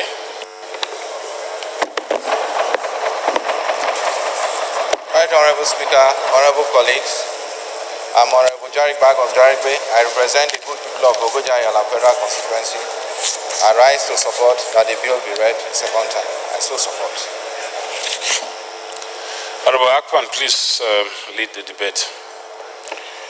Thank you, Mr. Speaker. Once again, I remain Honorable Emmanuel Akpan, representing the wonderful people of the College Plenary, Oboloka Federal Constituency, and from Akwa Ibom State. The Speaker, my honorable colleagues, may I claim your indulgence to lead the debate on this very important bill. We seek the establishment of Federal College of Education, Oboloka Akwa Ibom State. The Speaker, respected colleagues, this bill is a straightforward bill that seeks the establishment of a Federal College of Education, Oboloka, to ensure that the people of the state and of course the zone have access to a training institute where teachers are trained to in turn train our children, youth, and citizens for a better society, which is grounded in human and economic development. The importance of teacher institutions of this nature cannot be overemphasized. As a society without trained and qualified teachers cannot produce well-trained children and youth that are employable and properly tutored to become useful citizens, positions to take over the leadership positions of our nation in the near future. The establishment of this college will encourage education of citizens, promote scholarship, conduct research in teaching fields and other human endeavors to bring it to the highest standard of learning with proper and well-equipped persons to the benefit and advancement of the nation. The essence of human development and educational empowerment cannot be taken for granted. Thus, the urgent need for establishment of training institutions like this College of Education of Oboloka, Akwa Ibom State. The college, when established, shall have powers to 1. Provide full-time courses in teaching, instruction, and training of teachers in technology, applied sciences, art, social science, humanities, and management. Another phase of applied learning that are relevant to the need of human and economic development of Nigeria. Provide avenue for conferences, seminars, and workshops to upgrade learning, and education in our own society. Encourage and make provision for researches, hold examination in education for qualified teachers, hold examination and award National Certificate of Education, NCE, diploma, certificate, and other distinction to persons who have pursued study approved and accredited by the National Commission for College of Education, create lectureship and other academic posts and offices to make other appointments that may be necessary. Demand and receive training fees from any student or any other person attending or undergoing training in the college for the purposes of instruction and learning. Such fees as the college may from time to time assess and determine subject to the overriding powers of the appropriate authority. Receive and make gift for any charity. Enter into sole contract and may be necessary or expedient for carrying into effect the objective of the college. Build, provide, maintain functional libraries, laboratories, lectures, theaters for purposes of quality learning and instruction. Award fellowship, medals, prizes, scholarships, bursars, and other titles in the school. Establish and maintain such educational, recreational, and residential facilities as the college may require from time to time. To do such acts or things, whether or not incidental to the foregoing powers, and may advance the objects of the college and advance the educational pursuit in Nigeria. The Speaker, the school college. The structure of the college is outlined in the main body of the bill, and there shall be a governing council of the college, and its membership and tenure are also outlined therein. The Speaker, my colleagues, contingent upon the importance of encouraging and promoting human development by producing quality teachers that will teach the pupils and students, who in turn become employable and independent citizens of the society and contribute to the advancement of our society. This bill is therefore expedient in this auspicious time. May I therefore urge my colleagues to support this bill to be read the second time. I submit. Thank you, Mr. Speaker. This is a straightforward bill, so I'll put the question, and the question is that the bill be now read the second time. Those in favor of the motion say aye. Those against it say nay. Ayes have it.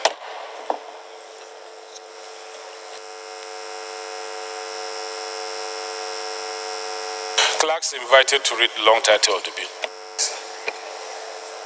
Honorable Speaker, honorable members, a bill for an act to establish Federal College of Education, Okot, Akara, Akwa Ibom State, to provide full-time courses, teaching instruction and teaching in technology, applied science, arts, social sciences, humanities and management, and for related matters. Second reading. Be referred to Committee on Tertiary Education Services. The third order of the day is a motion on call to address the plight of the people of Iloro, Ojo, of Ojo Federal Constituency, standing in the name of Honorable Tajuddin Adekule Obasa. Honorable Obasa is now invited to move the motion. Honorable Betty, approach the chair. Thank you, Mr. Speaker.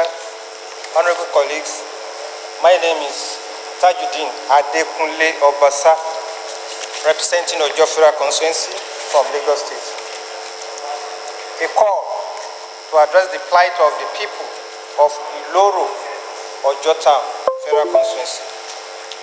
The House notes that on Tuesday, 8 May 2018, a heavy rainfall destroyed several buildings at Iloro in Ojo Town community of Ojo Federal Constituency, which resulted in the death of a pupil named Mubarak Owolabi, an injury to several other pupils, as well as rendered hundreds of residents homeless. The House also notes that in 2015, a similar disaster happened to the same community where a boat capsized and killed 12 students, and many buildings destroyed, and up to date, no form of assistance has been rendered to the victim of the disaster. The House concerned that despite the havoc wreaked on the community, neither the Lagos State government nor the federal government has come to the aid of the affected community in any form, even though an appeal was made to the National Emergency Management Agency, NEMA, to that effect via the letter dated 17th November 2016. Also concerned that the people of Iloro communities, Ishahai, Imunde, Ojota, Etegbin, Igolobi, Okolundun, Erekun, Okunkobo, Agaja, Petepete, Tafi 1 and Tafi 2 Olomometa, Igoja, Egira communities, and the entire Okogbado communities that were submerged as a result of the devastating rainfall are all predominantly rural farmers.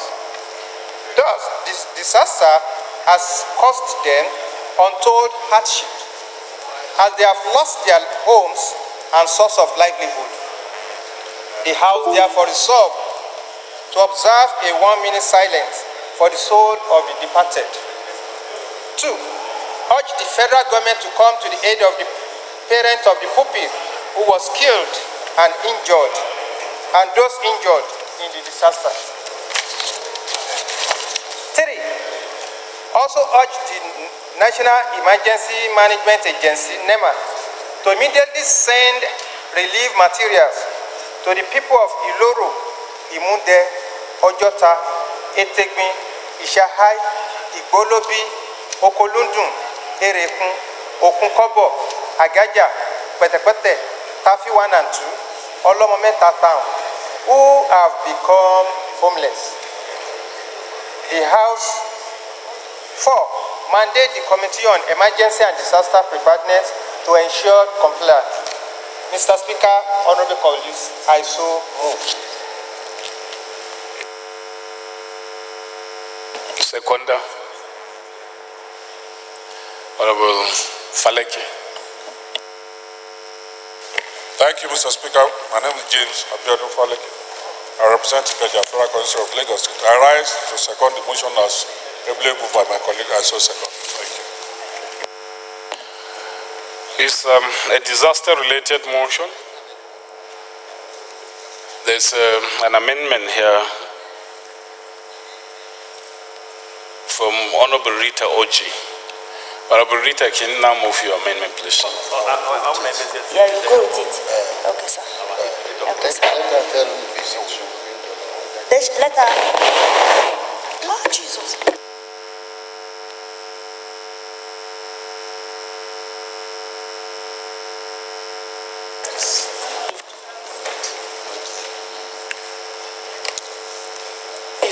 Yeah. Thank you.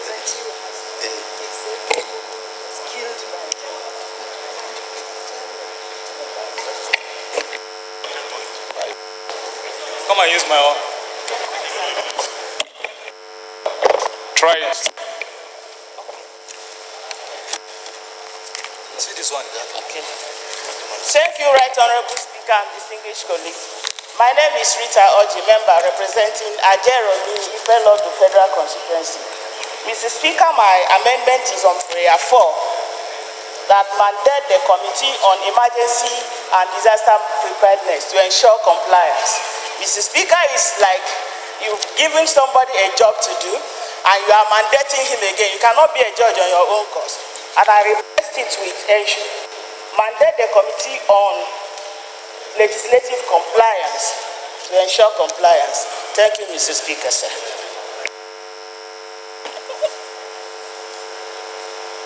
So, any seconder to the amendment? Seconder, Arabo, Honorable. Thank you, Mr. Speaker. My colleague Arabo is I rise to second the motion for amendment. I saw second. Those in favor of the amendment say aye. Those against it say nay. Ayes have it. Honorable Duku has an amendment as well. Thank you, Mr. Speaker, for giving me the opportunity. My amendment in the prayer 2, he said, urge the federal government to come to the aid of the parents of the pupil who was killed. The pupil was not killed, he died. That's my amendment. Thank you.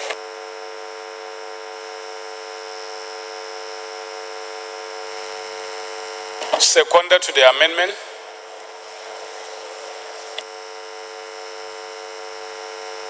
Honorable Zakaria Galadima. Point of order.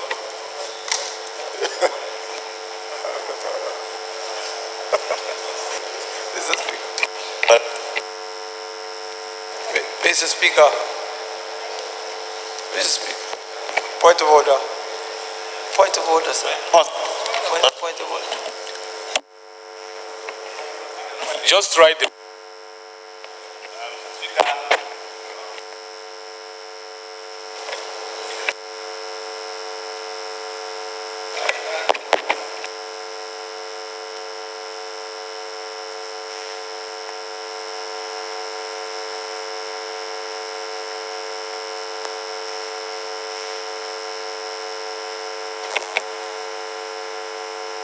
Motion has been moved and seconded. Those in favor of the motion say aye. Those against it say nay. Ayes have it. Another. Oh, okay. So those in favor of the motion as amended say aye. Those against it say nay. The ayes have it.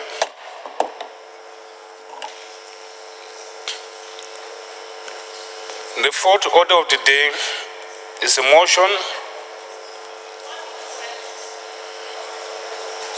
Oh, there's a prayer for a minute silence. Okay, I missed that bit. Okay, may we please rise to observe a minute silence in honor of those who lost their life.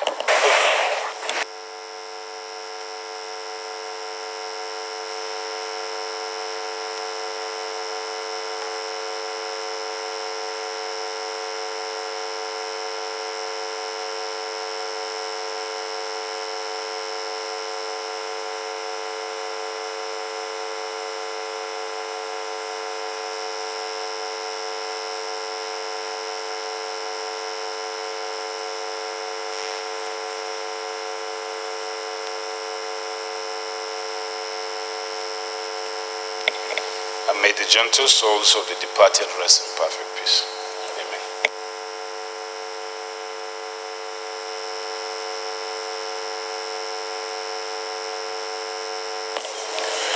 Fourth order of the day, honorable colleagues, the motion on need to investigate the alleged violation of provisions of Public Procurement Act, financial mismanagement by the National Pension Commission, PENCOM, standing in the name of Honorable Zakaria Galadima. Honorable Galadima is invited to move the motion.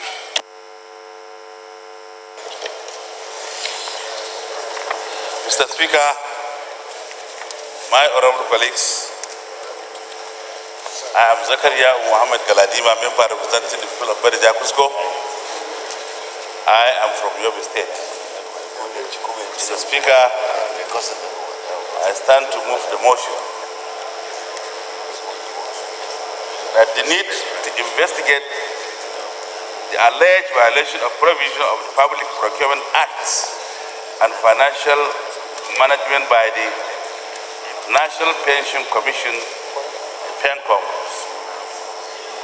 be taken. I so move.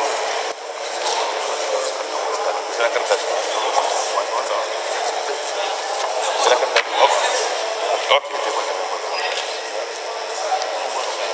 The House reports that following the enactment of the PENCOM Reform Act 2014, the National Pension Commission is required to enforce and administer the provisions of the Act, to coordinate and enforce all laws on pension and retirement benefits in Nigeria.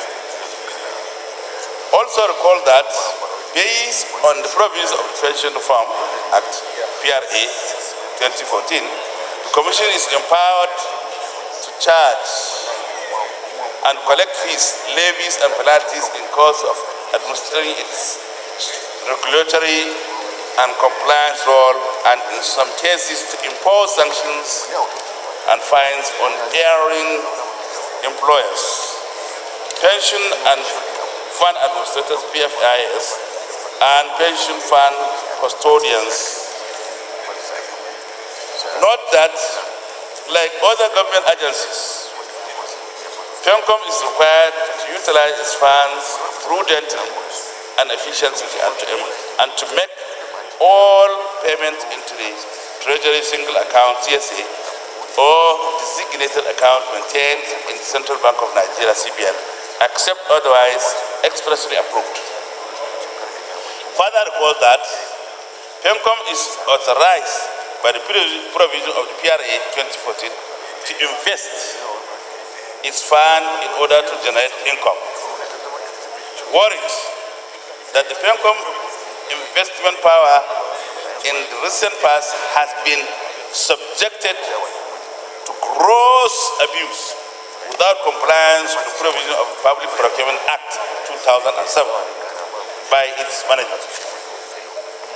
Disturbed that PENCOM under the guise of investing its fund, deposited about 1 billion naira into ASO Savings and Loan PLC, Abuja, at a ridiculous low interest rate, and further directed also ASO Savings to lend the money to MGSL Mortgage Bank Limited, Abuja, where a senior member of the management has interest.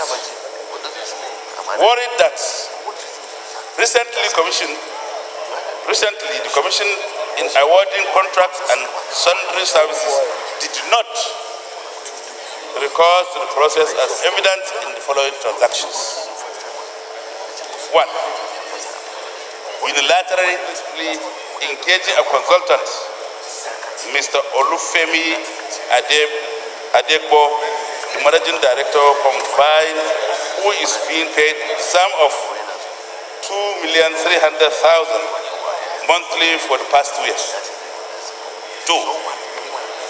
Employment of IT consultant, one Ms. Olayemi Kerry, who is being paid the sum of 3 million naira monthly plus other allowances, a car and a chaff-driven vehicle attached, privilege not being enjoyed by the General Manager and the Commission. Host the World Pension Summit in the years 2014, 2015, and 2016 respectively, where it was alleged that over 2 billion naira was spent.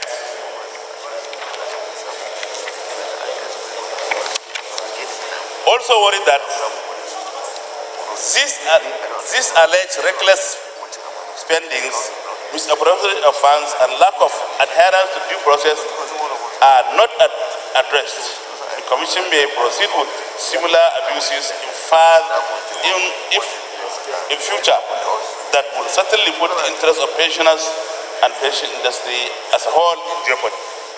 To resolve, to mandate Committee on Public Procurement and Pension to investigate the allegations and report back to the House within 6 weeks for further legislative actions. I so move, Mr. Speaker. Honorable Mariam. Thank you, Mr. Speaker, my dear colleagues. Engineer Solomon Maren is my name, and I represent the good people of Mangu Bokos Federal Constituency. Mr. Speaker, I rise to second this motion, ably moved by my friend, Honorable Zachary Yao. I so second. This is an investigative motion, except Honorable Zachary wants to expatiate. Otherwise, there's an amendment to the prayers. Honorable Osai, please move your amendment.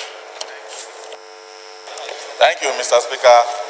My amendment is predicated on the main cross of the motion.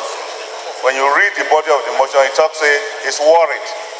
It's worried on unilateral engaging a consultant on a tune of social amount. Second one is that employment of IT consultants. The third one is hosted World Pension Summit. All these are involved money that has been spent. That's what all this has involved. So instead of my prayer, my amendment and my motion is to delete the prayer. Delete the prayer and replace or substitute the prayer with to mandate the Committee on Public Account that is charged in complete auditing money that has been spent. To mandate the Committee on Public Account to investigate the matter and report back to the House within 6 weeks. That's my motion.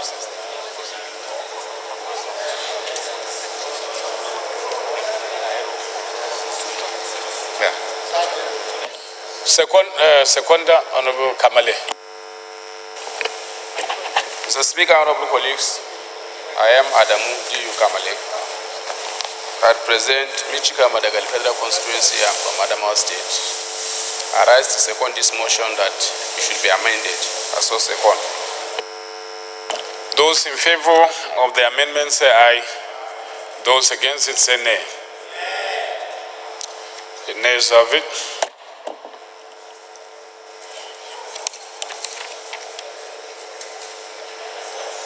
Those in favor of the motion, say aye. Those against it, say nay. The ayes have it. Fifth order of the day is a motion on need to investigate the process of land allocation in the Federal Capital Territory from 2007 to 2015, standing the name of Honorable Bashir Babale. Honorable Babale is now invited to move the motion.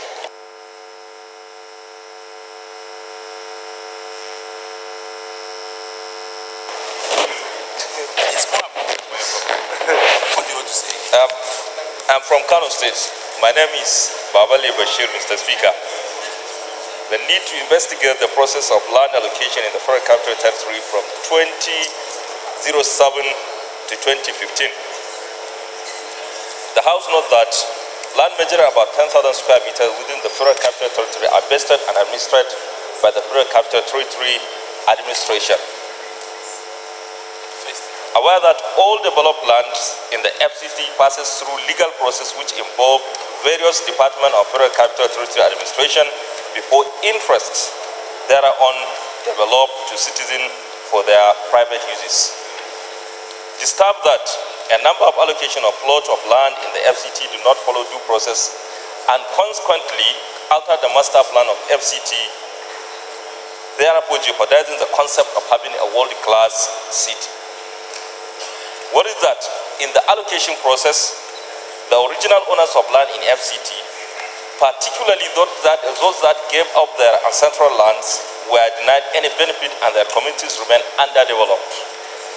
Those creating slums within the city, an example of which is the Jabi village, situated in the heart of high-brow, low-density layout within the city.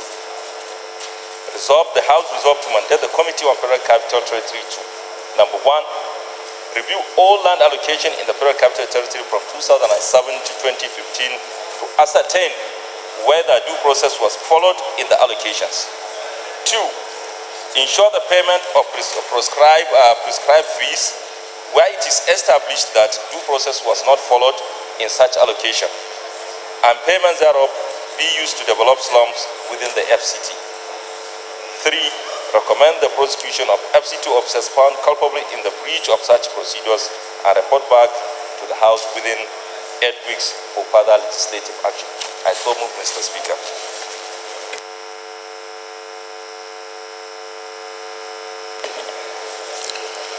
Seconder, Honorable Mahmoud.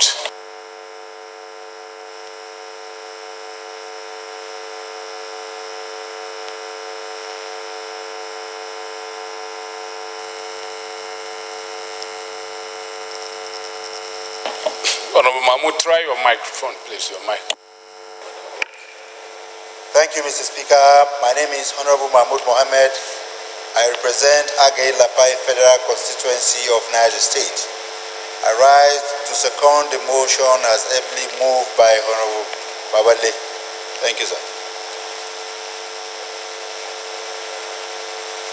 Honorable Bashir, please. Yeah, but he can expatiate on it, even though we may not debate it. Mr. Speaker, this is an investigative motion which the House will recall that the concept of Abuja came into being in 1975 when the then military government saddled the responsibility of looking into the possibility of having Lagos as remaining as the federal capital of Nigeria was given to the mandated Justice Aguda to advise the then federal government either Lagos will remain as the federal capital of Nigeria, which the committee advised the government that there is need of taking away the federal capital from Lagos due to certain reasons, which I think they found Abuja more suitable for that job. Mr. Speaker, in 1976, the then military government awarded the contract of land in Abuja to a company known as IPA, International Planners Associates, which they delivered their report to the military government, and in 1976, the then military government approved the transferring of federal capital from Lagos to Abuja. Mr. Speaker, from 2003 to 2015, we had witnessed a bumper, a huge number of migration from other cities of Nigeria to Abuja. But sad enough, without due respect to the master plan of Abuja.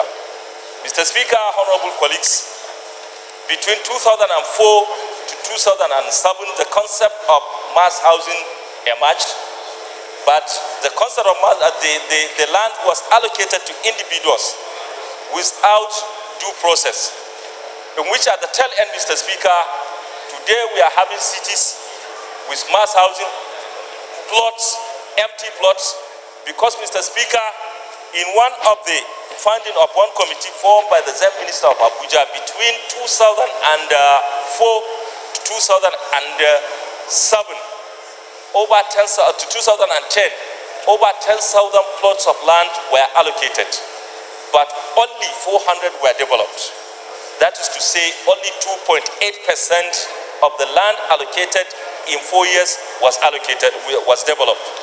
Mr. Speaker, honorable colleagues, today many of us can be here, many of you can be having witness.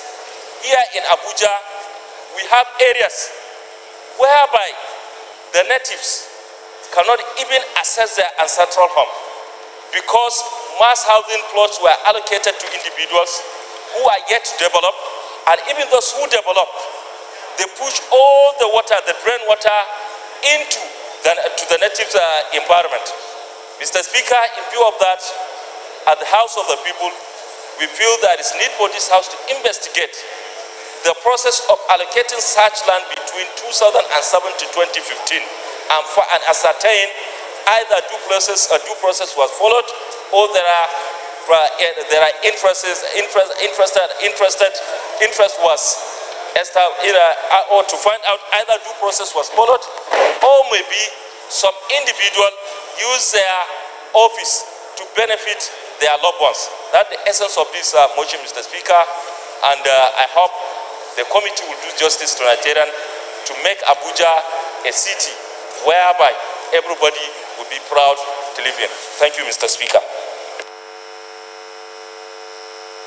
This is an investigative motion, so we're not subjecting it to... Okay, Honorable Abiente, your amendment. Thank you, Right Honorable Speaker, my distinguished colleagues. I remain, as always, Awaji Nombeg Dagomie Abiante. I represent Anthony Okobo Nkoro Federal Constituency, Mr. Speaker, and my colleagues. The issues around allocation of plots has been there for some time, and successive governments have also tried to correct them. My amendment is we should make the investigation quite comprehensive and holistic. Take it to when the seat of government moved into Abuja. Let the investigation commence from 1990 up to date, Mr. Speaker, so that we can once and for all solve this problem, so that we don't begin to come to say there are settlers who have issues with their lands, and there are people who just got land yesterday. Let the investigation be comprehensive. The seat of governance came in 1990. So investigation will start from 1990 to 2018. Mr. Speaker, that is my submission, and I've sent the amendment. Thank you.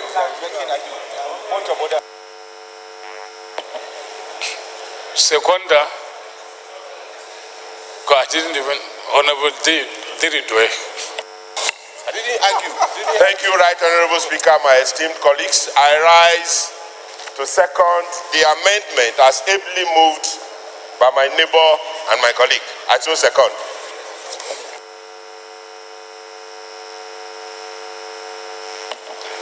Those in favor of the motion, in favor of the amendment, say aye. Those against it, say nay. The nays have it. Any other amendment? Okay. So I'll put the question. Those in favor of the motion, say aye. Those against it, say nay. The ayes have it.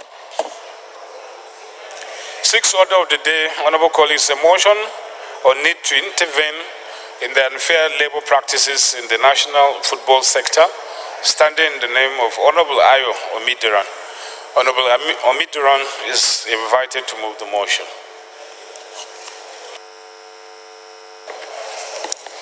Thank you, Mr. Speaker. Honorable colleagues.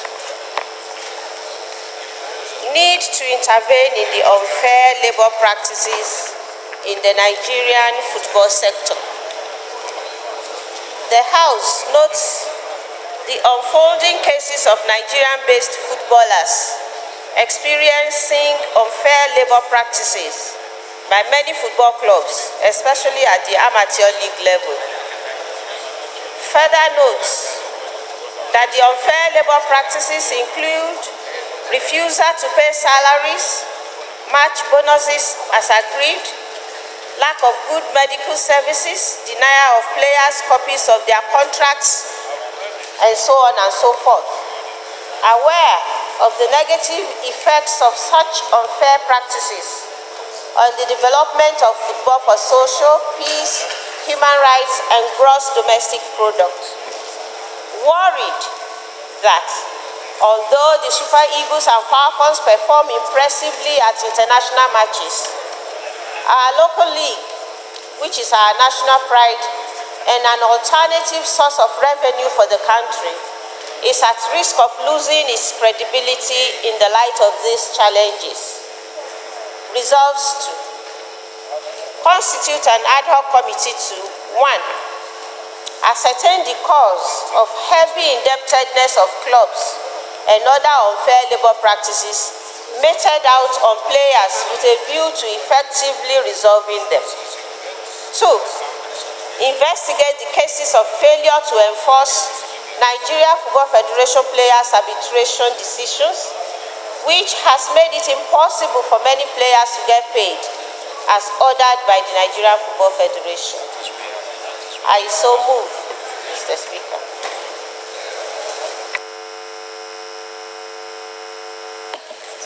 Seconder, Honorable Murtala.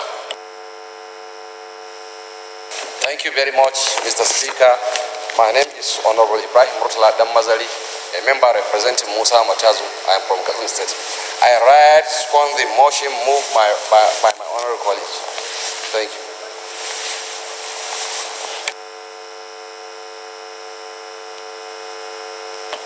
Honorable Midran.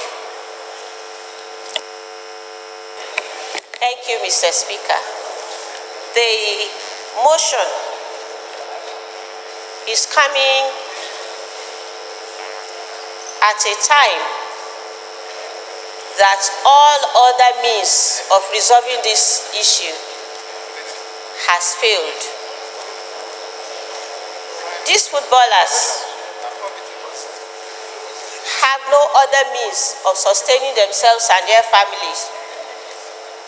And just like any other labor market, when contracts are made and are broken at will without minding the effect on the standard of living and all other social aspects attached to it, I think it's callous.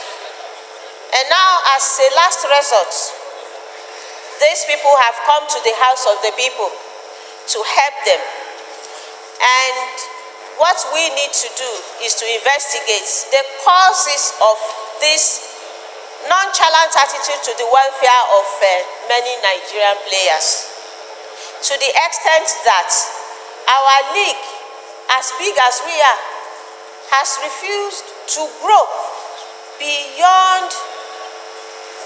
In fact, it has not met minimum standards of what league is supposed to be. And many African countries that should have come to Nigeria to play, the players refuse to come because they know that when they come here, they will be treated shabbily. So, as an investigative motion, what I'm asking for, Mr. Speaker and dear colleagues, is just not to order them to do the needful, to find out why we are having these problems and thereby bring an end to it. I hope that my dear colleagues will support this life-saving motion. Thank you, Mr. Speaker. Honorable Honorable Zachary is investigative, but I will allow you, as a famous sport personality, to contribute. Mr. Speaker, my name is Zachary Mohammed. I represent Barute Kayaba Federal Constituency. Mr. Speaker, I'm from Kwara State. Mr. Speaker, I want to adopt the submission of my colleague as if they were mine, but to say that if you look at the Premier League clubs, the entire clubs are owned by government. The only one that maybe about 3 or 4 are privately owned. That's exactly where the problem is. There's what we call sign-on fees. Sign-on fees are paid at the beginning of the season to players, and they have to sign contracts. But the truth of the matter is that because government has to cough out money to pay, you have the bureaucracy of releases. That's where we have a huge problem. What I would encourage is that in the course of this investigation, we should widen our horizon to look at more private sector participation in sports development. If you go to South Africa, they have a very, very lucrative league. What is making it lucrative is the fact that the private sector is deeply involved in it. But as long as these clubs are owned by government, and it will just be a vicious cycle.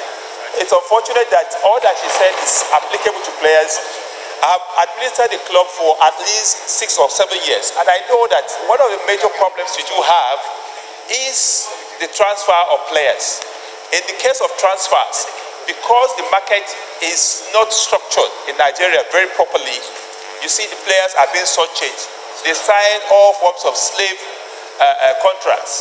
So at the end of the day, I'm sure with this investigation, we'll open up these issues, encourage private sector, so that we would get the best out of it. I tell you, Mr. Speaker, that we're talking about youth unemployment. If this league is properly handled, we will have more of our youth who will be gainfully employed in the course of playing football. The only adjustment and amendment I have is to say that why not we refer this to the substantive committee of the House rather than a ad hoc committee. That's my disagreement with this motion. Thank you, Mr. Speaker. Honorable Dambaram, your amendment. Are you moving an amendment, Honorable Zachary, or just informing us? Dambaram. Thank you, Mr. Speaker. Thank you, my honorable colleagues. I remain Honorable Dambaram Abubakar Nu, representing Kano Municipal, the only gentleman from the municipality in the whole of the Green Chambers, and I am from Kano State. Mr. Speaker, my honorable colleagues, let me thank the mover of this motion. Let me also say that we cannot allow this kind of thing to continue in this country, where players who are being used for the league are not paid what they are due to be paid. And we have cases where even players, they end up being sold without being paid for what they have played for. That is the league that they have played. And we have also cases where players don't get their pay, and the clubs will dump them and also register new players into their clubs. And the greatest surprise about all these things is that in the NFF rule, every club must provide what they call a bond. And that bond means it's a security that you are ensuring that you are going to pay your players. And if you don't do that, they can call for that bond and use the money of the bond to pay these players. And I keep wondering why NFF, that is by extension LMC or any other league company, are not imposing that in getting the pay of the players. Mr. Speaker, I have also an amendment before you, and I would like to move the amendment, if you do allow me, Mr. Speaker, my honorable colleagues. The amendment before you, even though it's part of what Zachary mentioned, is that instead of the prayer, to change the prayer to constitute an ad hoc committee, it should go to the substantive committee of the sport for them to investigate this matter. And I so moved, Mr. Speaker, my honorable colleagues. So all the three amendments I have here are on the same thing. So Honorable Zachary or KGF2 have similar amendments, almost on the same issue. So Zachary, you can now second the amendment moved by Dampa. I moved the amendment, sir. Maybe Dampa has seconded my amendment, sir. It suffices. So I don't know which one is which. I didn't have your own, and he sent his own in writing. There was no notice of amendment from you. Yours came later. So when you have two equal equities, the first in time prevails. So his own was first in time. So it prevails over yours. That is in law. I rise to second the amendment as moved by my colleague. I so second. Those in favor of the amendment say aye. Those against it say nay. Ayes have it. Those in favor of the motion as amended say aye. Those against it say nay. The ayes have it. Seventh order of the day is a motion on urgent call for concerted diplomatic action to stop the recurring killings of Nigerians in South Africa. Standing in the name of Honorable Nkiruka Onyejocha, Honorable Nkiruka is now invited to move the motion. Thank you, Mr. Speaker. I am Nkiruka Onyejocha. I represent the good people of Sukwatumu Federal Constituency. I am from Abia State.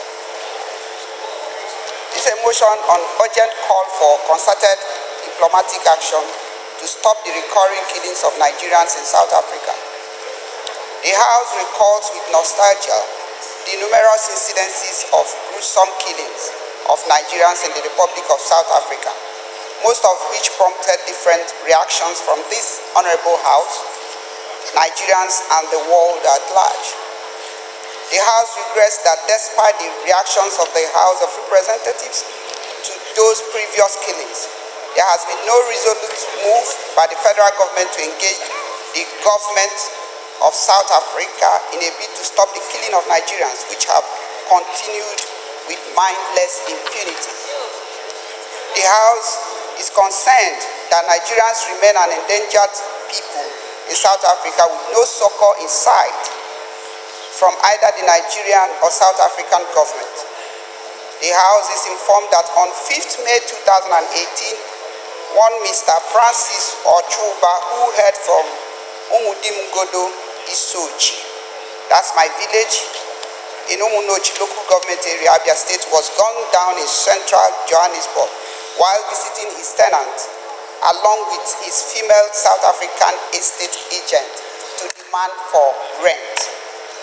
The House also is informed that on the 13th May 2018, Mr. Chidi Ibewike, who hailed from Uturu in the Sukwata local government area of Abia State, was shot dead and his car snatched at Mpumalanga, South Africa, while one Sunday Zeji, popularly known as Alhaji, was shot dead on 17 November 2017 in front of his shop at Pretoria, South Africa.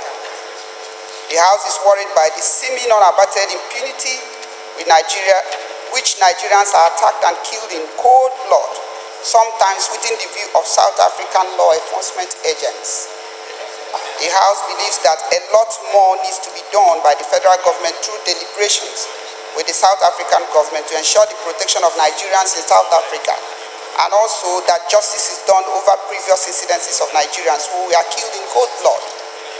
The House resolved to, number one, condemn the killings of late Francis Ochuba, Chidi Ibewike, and Sunday Ezekiel on the 17th November 2017 and 5th and 13th of May 2018, respectively, and order 116 Nigerians gruesomely murdered in South Africa in the last 2 years.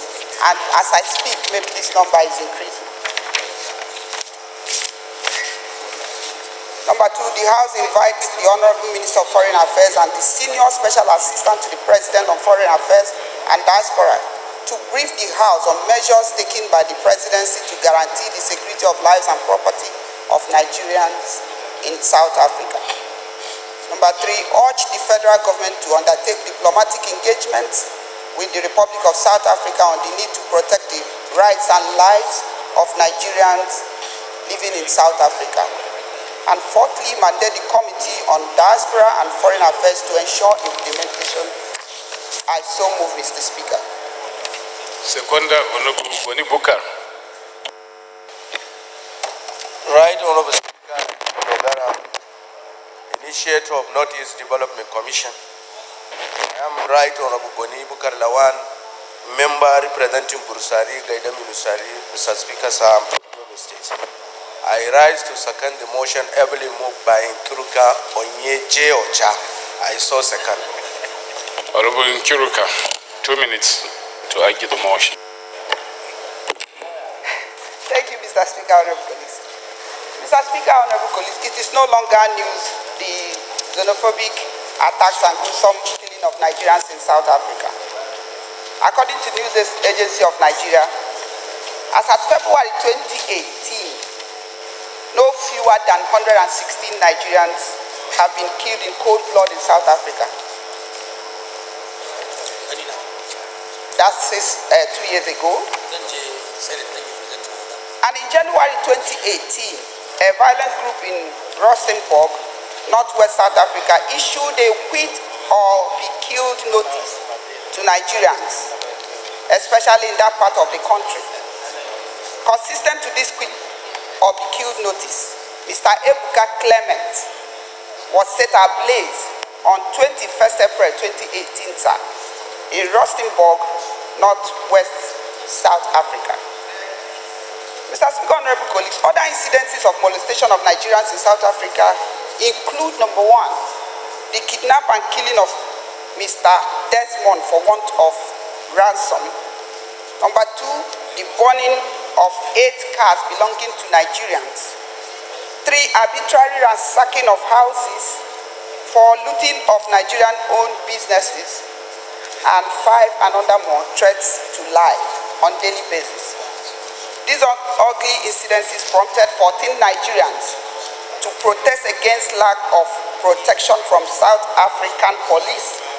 And some of the protesters were arrested and detained since 21st January 2018. It is very sad that there has been no resolute move. If there is any, I don't know. And I don't know how many people who know. From the government of Nigeria to engage the government of South Africa in a bid to stop the killing of Nigerians and those. And this killing continues on a daily basis. Consequently, Nigerians remain an endangered people in South Africa with no succor in sight from either the Nigerian or South African government. On the 5th May 2018, one Mr. Francis Ochuba from Umudimgodi Soji, Umunoji local government area of Abia State was gunned down in central Johannesburg while visiting his tenant, along with his female South African estate agent to demand for rent. On the 13th of May 2018, Mr. Chidi Ibebike from Uturu in the Sukwato local government area was shot dead as he was entering his house, and his car was snatched. One Sunday Age, popularly known as Alhaji, was killed last November. Beyond lame and weak statements of condemnation from the presidency, a lot more needs to be done, sir, by this government, by way of deliberately engaging the South African government to ensure the protection of Nigerians in South Africa, and that justice is done over previous killings of Nigerians. The federal government of Nigeria, we are urging them to carry out a diplomatic engagement with the Republic of South Africa, especially to engage them on how to protect the lives and properties of Nigerians living there. Mr. Speaker, having said that, I do not want to belabor this issue, because I know that one time a committee was set to visit South Africans to engage them from this house particularly. And I don't know whether that visit has brought succor or has ended the killing. And if it's so, we have not seen that in practice. And Mr. Speaker, honorable colleagues, I also know and listen to the people who are standing in for this government. Most times they say, oh, that we should tell our people not to go there and commit one crime or the other. They should live by the laws set by that, by the government of South Africa. And I stand here to say, without missing words, that my constituents, they are not, and today we are not criminals. That one, the person that was killed, was a boxer, had meaningful livelihood. He was not a criminal. It was through this boxing that he was able to have some money, and then he got a property and he rented that property. Incidentally, the property he rented was being occupied by South African citizens. And he was asking for his rent. They threatened him that he should no more ask for that rent because he is not from South Africa. And I know that as I speak that some African nationals are living here and some of them own properties and we are not harassing them. And Mr. Speaker, his agent called him and said that it's better we go and engage them face to face instead of exchanging telephone calls and letters. So when they got there, they knocked, and when the door was opened, the guy who was occupying there just shut him down, and he died on the spot.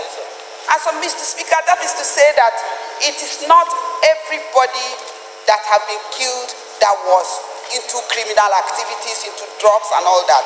And I stand here to say we cannot support people for killing our people. Even if people are criminals, take them to court, prosecute them and jail them. We are one country that will not go to say a country should not punish people for violating their laws. But I don't think there's any country in the world that will say that if somebody commits even crime that you should kill the person or take laws into your hand.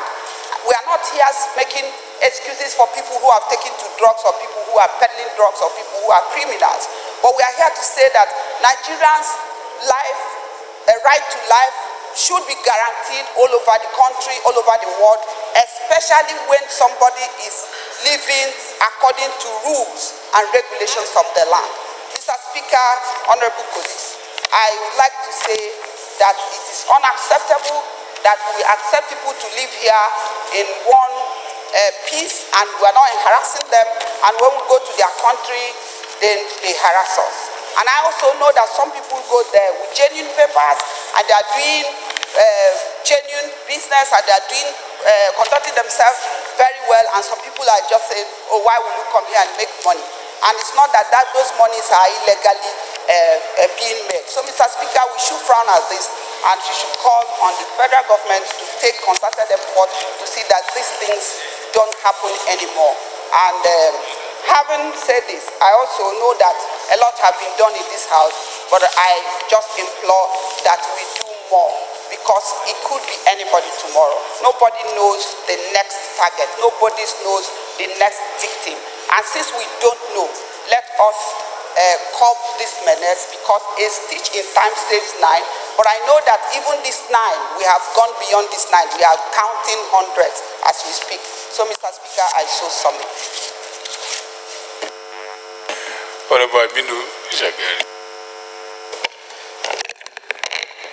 Thank you, Mr. Speaker. Aminu Shehu Shagari, I represent Yabo Shagari constituency in Sokoto State. I rise to lend my voice in support of this very important motion brought by my learned colleague, Honorable Nkiruka Onyejocha. I remember that we moved a motion such as this, and I stood up on the floor of this house and lamented that when I was in secondary school, we went to school with orphans from South Africa, whose parents were killed during the apartheid era.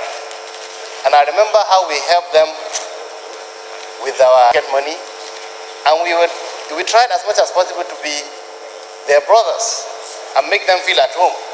And we felt so sorry for them during that time. So it's unfortunate that these same South Africans are now killing Nigerians for the mere reason that they are Nigerians. I mean, I can't really fathom this. I don't know what went wrong. And I think this is not can maybe far from the fact that the kind of lives that our brothers are living there in South Africa should be really looked at. I know there is no reason for anybody to kill anybody on the street, no matter what. Justice should prevail. But we should look inward and see what are those things that are making Nigerians to be so hated by South Africans. I'm not saying it's an excuse, but we should look at that and try to remedy our own side of the story. And as far as the Nigerian government is concerned, we should try as much as possible to get to the root of this matter. Make sure at least this person who went in search of his, in demanding for his rent, at least we know who killed him or where he was killed or why he was killed. So that is a starting point. It is different from those that are just mobbed on the street because you don't know who to hold responsible. But now, at least, even if we get justice for one, we might have succeeded in doing something.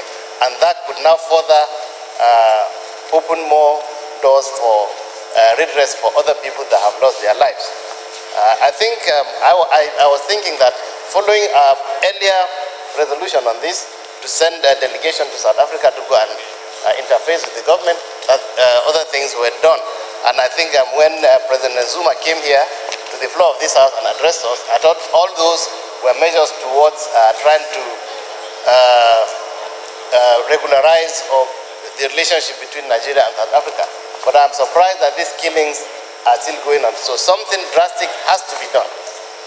And I think if we are not satisfied, I will urge that we start boycotting South African interests, business interests in Nigeria until we see a change of heart. Thank you very much, Mr. Speaker. I support this. Honorable Rita. Thank you, Right Honorable Speaker and distinguished colleagues. My name is Rita Oji, member representing Ajeromi Ifelodu Federal Constituency. Mr. Speaker, I'm from Lagos State. I rise up to lend my voice to this motion, not just because I'm happy or I wanted to support it, but because it pained me mostly when things are going wrong and we keep looking at it as if it wasn't happening. Mr. Speaker, by virtue of the House Rule, Section 32F, that gave the Committee on Diaspora Matters to see the welfare of Nigerians in diaspora. Mr. Speaker, that's the reason why I stand up mostly to talk on this motion. But I want us to take a closer look at Section 33, Subsection 1 of 1999 Constitution as amended, which gave Nigerians right to life. Section 34, equally subsection 2, speaks on the right to dignity of human person.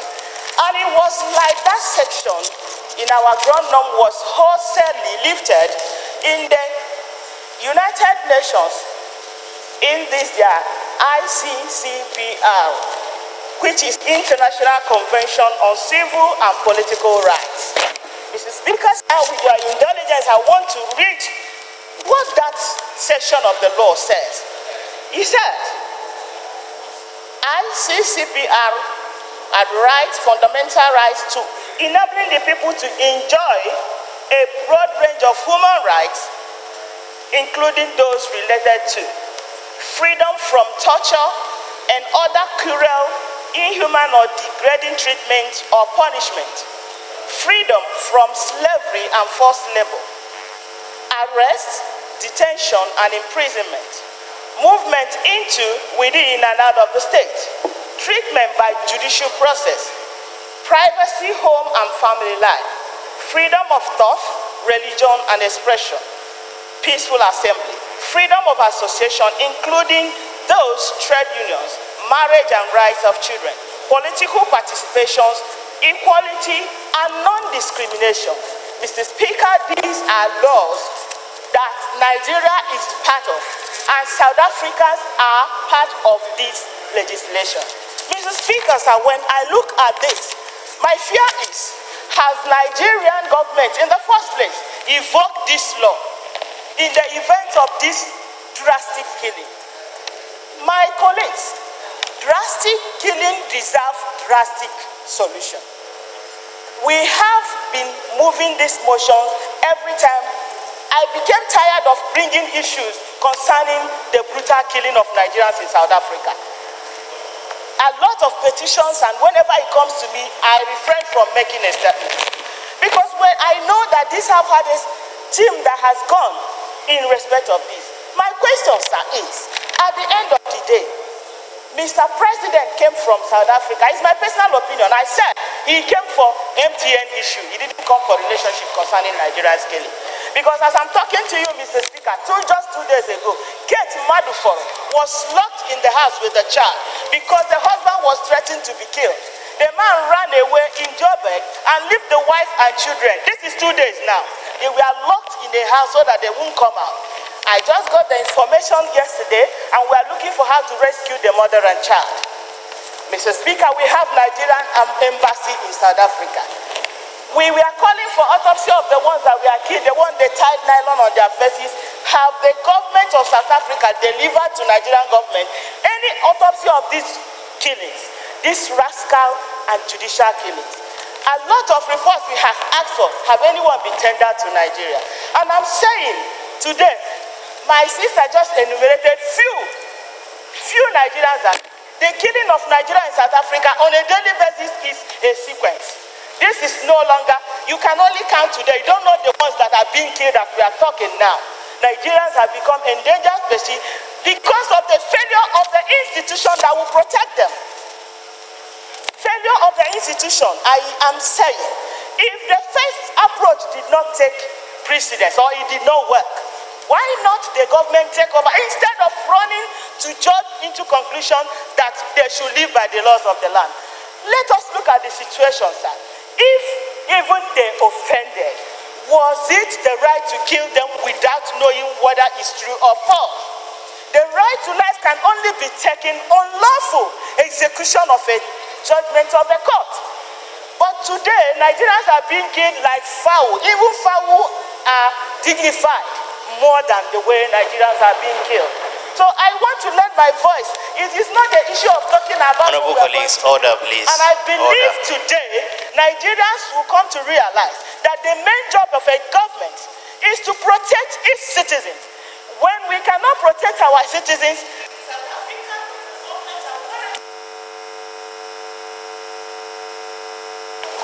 they are not protecting their own. Because if we are not valuing what we have, outsiders cannot value our citizens too. We've not taken a drastic action on what is happening. One of my constituents was killed. He was in the church when they just stormed the church and killed him. The next thing they did was they run to his shop and looted everything. What is his crime? That he's a hard-working man that had 4 or 5 businesses. They looted it. Is he among the criminals? The issue of running to declare that this or that, whatever the offense is, they should be heard. And you'll be sure before allowing them to die than saying that they are this or that. At the end of the day, they are not. Have they been taken to court? Have they been judged? Have they been sentenced? These people killing and looting them, how many of them has been sent to jail? Is Nigeria and South Africa not among the member states that ratified ICCPR, and it is a law that could be evoked? I am calling upon Nigerian government though. They should, if they are tired of doing that, they should evoke this law. It is we Nigerians and South Africans are signatories to this, and it's a domesticated law. United Nations allows it everywhere. Why not the government evoke this law? Let us have one sentence that the government came up and said, this man that was killed, we are going on this law, and let us see whether we will lose it at the end of the day. But keeping mute over the death of Nigerians on a daily basis, they are not safe at home, they are not safe outside. That is terrible. Thank you, Mr. Speaker, for giving me the opportunity.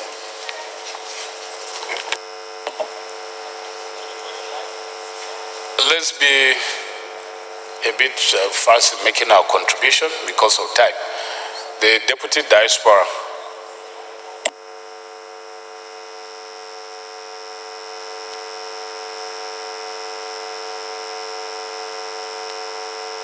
Okay. Thank you, Mr. Speaker, distinguished honorable colleagues. I remain Honorable Shehu Ali Musa, member representing Bauchi Federal Constituency. I'm from Bauchi State. Mr. Speaker, I stand to lend my voice to this motion, and I'm going in direction of the support of the motion. Incidental killings and xenophobia has been a recurring decimal in South Africa. Nigerians are being killed day by day, year by year. And over the years, there has been intervention on the side of the executives. The Minister of Foreign Affairs has been traveling to South Africa to dialogue with the executives of South Africa, and it couldn't work. This year, we initiated the interparliamentary, intervention between the members of this Nigerian Parliament and that of South Africa. Mr. Speaker, I'm one of the delegates that meets with the South African counterparts and discuss the way forward on how to resolve these issues. Mr. Speaker, distinguished honorable colleagues, we discussed at length the roots and causes of this xenophobia, of this issue, so that we can be able to address it finally. And we agreed that South Africans should learn from Nigerians by establishing laws that are really going to stop this act from reoccurring. And before we left, Mr. Speaker, our leader, who is the head of the delegation, agreed that he is going to be in constant contact with the South African counterpart, at least to see the success of our mission. So for now, in the absence of the leader, I cannot be able to say exactly whether they successfully enacted laws and try to implement those laws that can be able to stop that kind of xenophobia. Mr. Speaker, my suggestion here is, if South Africans cannot be able to guarantee the lives of Nigerians, we cannot be able to guarantee the lives of South Africans in Nigeria. This message should be sent across to them, that the essence of every government is to ensure the security of lives and welfare of the citizens. We in Nigeria, we are doing our best. Our executives have done their best. We, the legislators, have done our best. So if they cannot do that, then we cannot guarantee the life and welfare of their citizens. Mr. Speaker, this is my contribution as you submit. Rules and business. Thank you, Mr. Speaker. Okay, Jeff, I represent the good people of Buruku. My dear colleagues, I'm from Benue State. Mr. Speaker, I really have not much to say to this motion. I'm not opposing it. I just felt compelled to stand up and say something because of what Honorable Shehu said. I think this is the Parliament of the Federal Republic of Nigeria. And that kind of statement, in my opinion, is very unfortunate. If you go to South Africa, the South African government will say that these are criminals and they are going after them. It shouldn't be seen as a policy of the Nigerian government that, if they can't guarantee, the lives of those, Nigerian government will go after South African citizens here. I think that will be giving a very, very wrong signal across there. I think there are other means and ways we can take to try to resolve this matter without resorting to vengeance, because there's no other way to call it than vengeance that Honorable Shehu is advocating. I just felt we should say that. But other than that, I'm fully in support of the motion and all the prayers and resolutions that are sought. But we shouldn't be resorting to vengeance here. Toby. Mr. Speaker, honorable colleagues, my name is Toby Okechukwu. I represent an area of Woji River Federal Constituency. I'm from Enugu State. Mr. Speaker, this motion is calling for a concerted effort, concerted action to stop the recurring killings of Nigerians in South Africa. Mr. Speaker, honorable colleagues, from this paper and based on the data available, every month, 5 Nigerians are killed in South Africa. It doesn't have to be in a particular month. But by the reading here, it says that we should condemn the killings of Nigerians, both Chidi Ibebike and Sunday Ezekiel, on the 17th and 5th of May 2018 and 2017 respectively, and other 116 Nigerians gruesomely murdered in South Africa in the last 2 years. You just do the mathematics.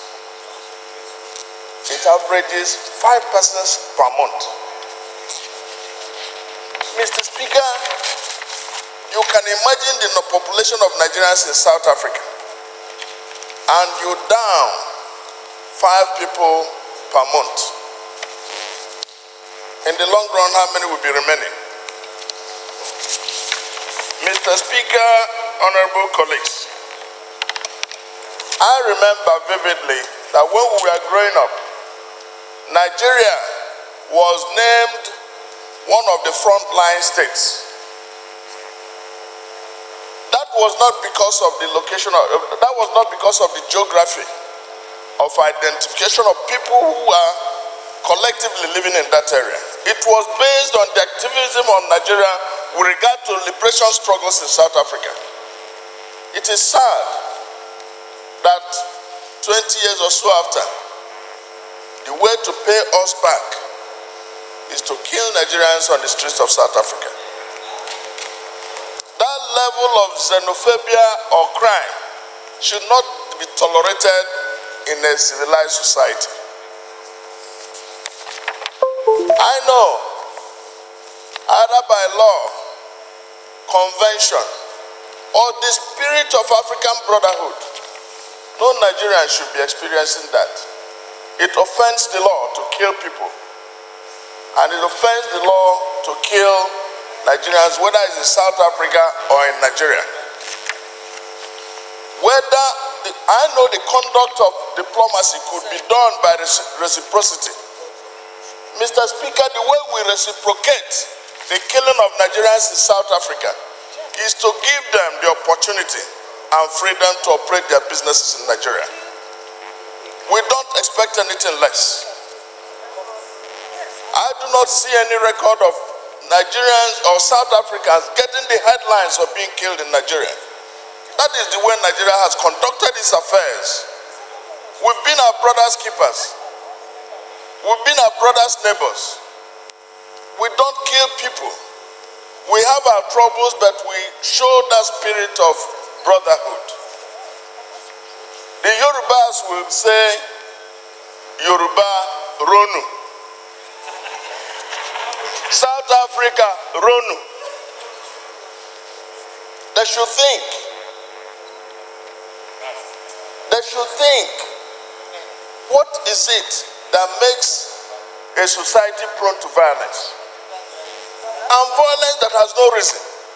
Mr. Speaker, if you look at it, honorable colleagues, you look at it, you will say, if you look at the circumstances based on which these people were killed, they were gainfully engaged in South Africa economically.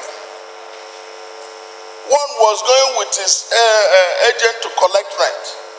The other one was gone down on the streets. If these people were killed in the process of procuring crime, you would say, well, it's something else. But if you are killed because you are conducting your legitimate business and you are moving around freely as guaranteed by law, convention, and practice, and people just get up and begin to gun people down. If South Africa should practice, should think and put that thinking into practice, the level of guns available in the streets of South Africa, it offends human conscience. No society operates that way. You know, so I do not see the reasons why every day we have debated this. Government has to take its responsibility seriously. Whereas in Nigeria, we won't say that we want to reciprocate. But we want our government to be gainfully engaged diplomatically to let South African government and its citizens know that this is not the character and color of civilized behavior by killing people who are guests in your country. We don't do that, and we don't expect people to do that to us. So, Mr. Speaker, we should not lose the spirit and letter of this motion, that we should call our government to create avenues for continuous engagement with South Africans, and even our people who are in charge of diplomacy and diaspora issues should also engage our citizens to be on alert. So, Mr. Speaker, honorable colleagues, I support wholly the recommendations and the demands that this motion desires. Thank you very much. Chair of Foreign Relations. Mr. Speaker, sir, thank you very much for yielding to me. Nana Lendu KJ, member representing Bende Federal Constituency. Mr. Speaker, sir, I'm from Abia State. Mr. Speaker, of course, again, it is with a very heavy heart that I stand up to speak about this seemingly recurring motion. But, Mr. Speaker, sir, let me make the point that we must properly diagnose the problem so that hopefully we can find a proper treatment for the problem. Mr. Speaker, sir, looking at the body, and when we look at what has happened over time as far as that necessitated the House forming a committee to send to South Africa to engage with the South African Parliament on this, it was at the time, at the height of the xenophobic attacks of South Africa, where societies and cities rose up against Nigerians. In that way, Mr. Speaker, sir, it could have been said that there was a tacit, covert, or overt acquiescence by state for them to clean out the people who resided in their country who were not of their country's origins. Now, South Africans, unfortunately, are notorious for that type of behavior, and that necessitated it. Of course, at the time that the House sent that delegation, there was also, the executive also sent a delegation with the minister, wherein the outcomes were certain things like the early warning signs and so on and so forth, that where there was thoughts that there was going to be any kind of uprising against the Nigerians, that the early warning signals would be sent to the ministry, to the missions, and the missions would then subsequently evacuate the people. Now, Mr. Speaker, that is already in existence. But we also, in the course of that meeting, had cause to engage with not only the Parliament, the Speaker of the South African Parliament. And the reason that we did that, Mr. Speaker, was that we believed that even though both countries were friendly, that the government of Nigeria as well as the government of South Africa were friendly, that that friendship did not trickle down to the citizens. They were unaware of the level of brotherhood that Nigeria and South Africa shared, and so they were not likely to treat Nigerians with any kind of welcoming arms.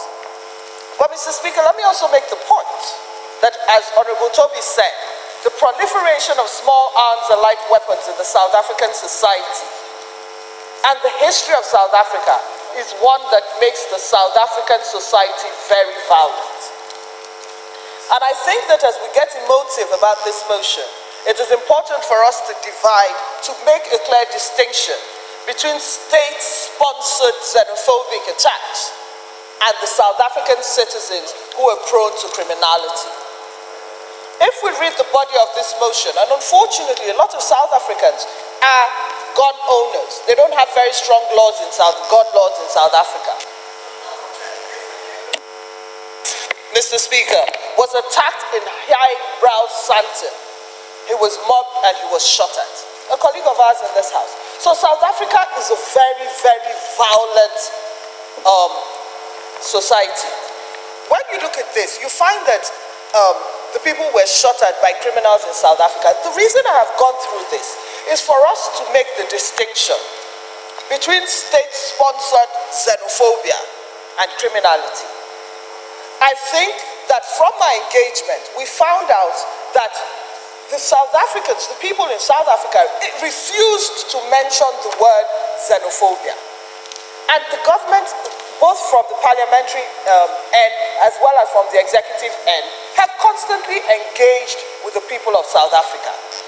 At the time, we suggested that we take it to the United Nations, that we take our petition to the United Nations about invoking the anti-hate laws and the xenophobic laws at the time, at the African Union as well as the United Nations. Mr. Speaker, my concern is that we're going to continue to have these conversations. How much powers beyond suasion, moral suasion, beyond engagement, what can the government of Nigeria actually do? And I'm speaking from a practical viewpoint. I'm saying that beyond constant engagement, beyond bringing it up at the Nigerian-South African Binational Commission, beyond raising it at the AU about the violence in South Africa, what really can we do as a country? And that was what our dilemma was as we went there. We had actually asked them that the people that we wanted as a country, as a pledge of good faith, to see the people to see persecutions of the people who had committed these crimes. We had said we wanted that as a pledge of good faith. But unfortunately, Mr. Speaker, so when we asked that, we were asking for the police people who had killed Nigerians. The South African legal system is not strong. And they will say to you that they are unable to get the people. And sometimes when they even arrest the people, and the Nigerians who are supposed to come to court, a lot of Nigerians don't turn up in court because they're afraid prize on. So those are the problems. So it's a bit of, it's a bit of a double whammy for us. Because you arrest them, the Nigerians who saw the people who shot will not come to court. And so what happens is that without evidence, the people walk. But we have consistently said that there's absolute need for us to impress upon the South African government that something that will placate the Nigerian government was if we saw that the people, there was at least some prosecutions and, made on these cases. Of course, I agree that the engagement must be a continuous one. I'm glad that it comes up again on the floor of Parliament. I'm glad that it is something that we will transmit again to the Nigerian-South African Binational Commission as something that is able to jeopardize the friendly brotherhood and relationship between Nigeria and South Africa.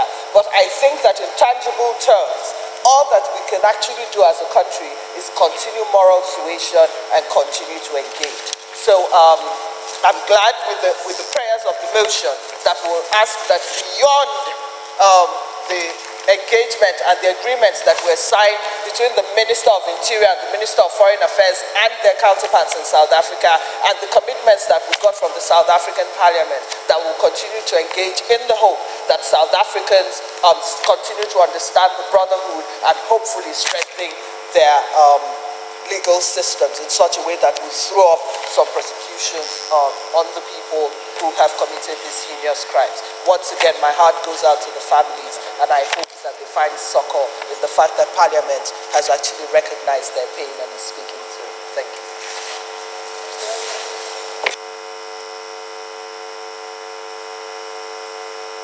I think we have exhaustively debated this matter. Honorable Rotimi. Thank you, Mr. Speaker, dear colleagues. My name is Prince Rotimi Agunsoye, representing Koshofe Federal Constituency of Lagos. Mr. Speaker, well, I rise to support the motion and all other colleagues that have spoken about the motion. Mr. Speaker, the role of government in governance is to protect the life of the people that we are serving, the property, and to take care of their welfare, whether in Nigeria or in diaspora. Mr. Speaker, it's as if we do not even have regard for lives any longer. Even within, people are dying every day, Mr. Speaker. Now in South Africa, they are killing our people anyhow. Well, I have great regard for my dear colleague, Chairman Rose and Business. You said you are against what another colleague of ours said, that if they start killing South Africans in Nigeria. But let me tell you, and I'm sounding this note of warning, if Nigerians, if they now decide to come out and start, doing the same thing to South Africans, how do we stop them? We are not supporting that, but they can decide to do that. And if we say that we have relationship with another country and they are killing our people anyhow, what kind of relationship? Why can't we close down our embassy there, Mr. Speaker? I'm sorry. I love the people we are serving, whether in Nigeria or abroad. They are our people. Mr. Speaker, something has to be done. We are doing ours. Posterity will judge us. It is important our government they should come out to do something about this. Thank you, Mr. Speaker.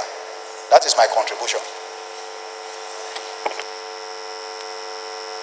So, honorable colleagues, I'll put the question. Those in favor of the motion say aye. Those against it say nay. Ayes have it. Third order of the day is a motion on need to curb mob killings and jungle justice across the Federation, standing in the name of Honorable Ezekiel A. Adaji. Honorable Adaji is now invited to move the motion.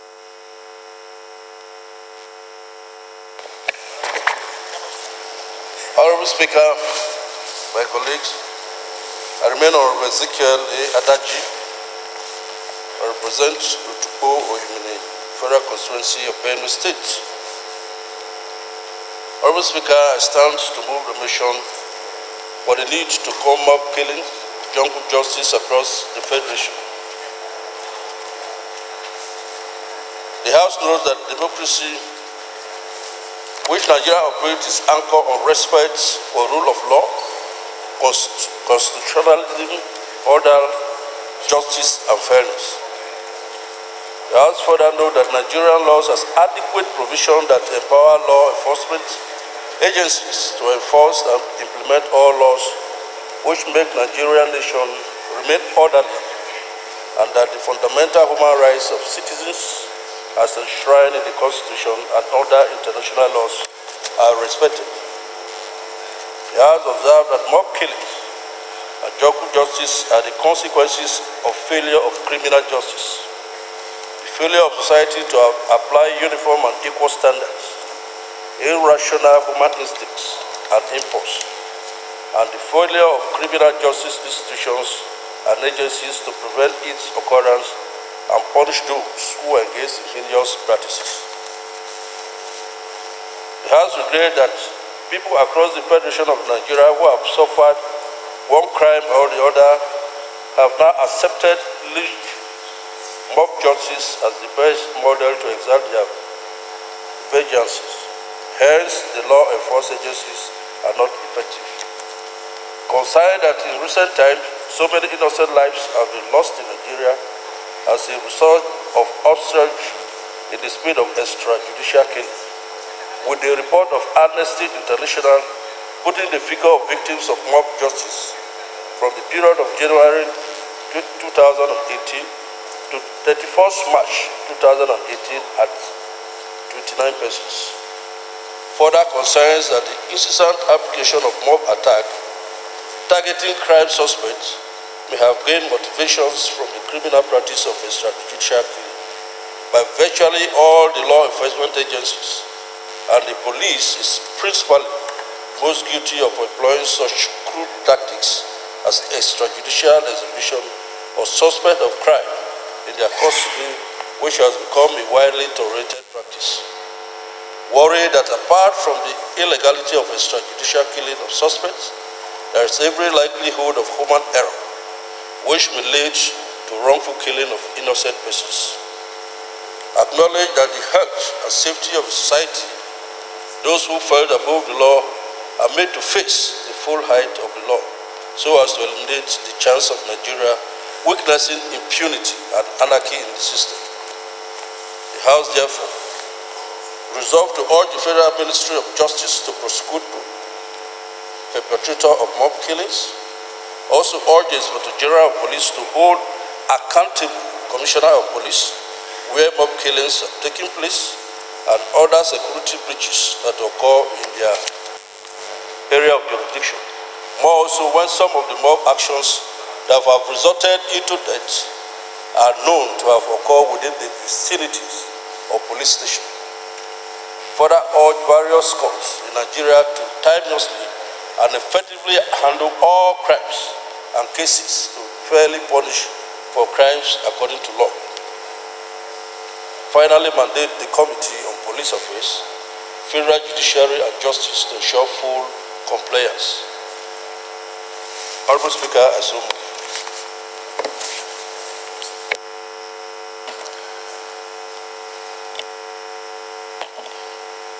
Honorable Joseph. Thank you very much, Mr. Speaker. Honorable colleagues, my name is Honorable Ayodeji Joseph. I represent Apapa Federal Constituency from Lagos State. I rise to second the motion as moved by Honorable Daji. I so second. Honorable Daji, please lead the debate. Honorable Speaker, my colleagues, again I remain Honorable Ezekiel Adaji. This motion, as widely explained, is almost self-explanatory. What this motion tells to call for us to avoid the situation that anarchy will reign in the country. A situation where all the laws that will take care of any criminal activities are set aside for individuals to begin to defend themselves in the way of mob actions. If it is not contained, will actually lead us into a problem. It is on this note that I have carefully highlighted the relevant agencies to, as a matter of urgency, begin to go into immediate actions. The courts, when issues are delayed, and when police also delayed in, as a matter of urgency, relay issues that were not supposed to be delayed in the court for days. And that will again begin to discourage the people. And sometimes they feel that it is very important that they now take the law into their hands when a crime is committed. And within sometimes it occurs within the vicinity of the police. And it is on this very note that I feel that my colleagues should support this motion so that the institutional agencies that are responsible to take care of various criminal activities are helped. I therefore urge my colleagues to, as a matter of urgency, support this motion, that the entirety of this motion is passed. Mr. Speaker, I so move.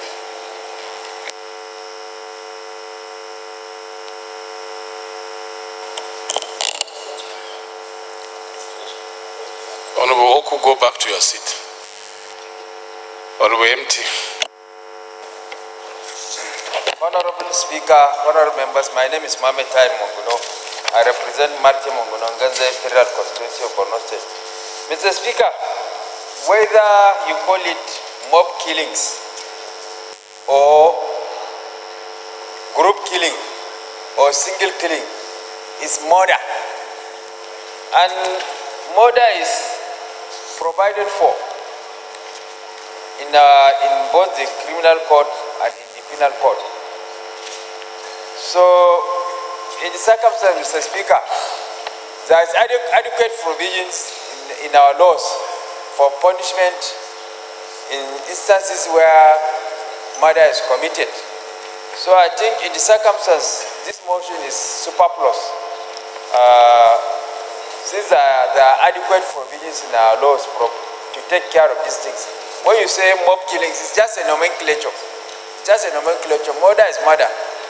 So that this motion is not necessary and should be considered. It has been a mistake. Thank you.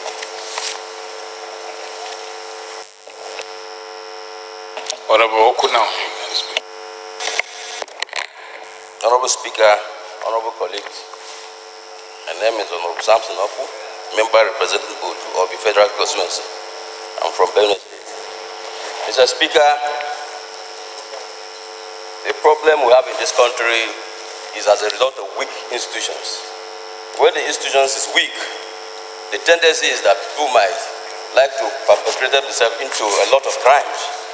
We've seen a lot of places in this country where a lot of crime have been committed, but because maybe they have a high influence, therefore, the police could not bring those people to book. The police could not take this matter and look at the matter as a matter of criminalities. We've seen a lot of cases all over the country, in many states. You can mention some of them where things happen, where people died. Some of them, they will say it's as a result of politics, because they say that political matters should not be brought into police station. And people have died. People have lost their life.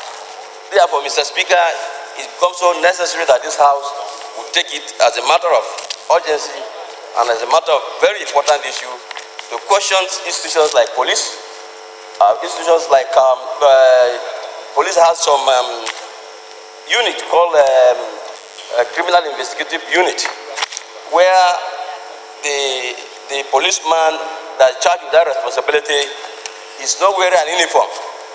In those days, people going to, we feel seen where police people can go and be drinking, even in a beer parlor or anywhere, to get information. These days, it doesn't happen any longer. The only thing you see, people wear uniform without to identify. Therefore, allow people to go ahead to commit criminal issue activity that are related to criminality. So, Mr. Speaker, I'm therefore calling this House to support this motion so that we will reduce a lot of instances of killing, apart from the herdsmen, so that the killing that is doing within the society will stop.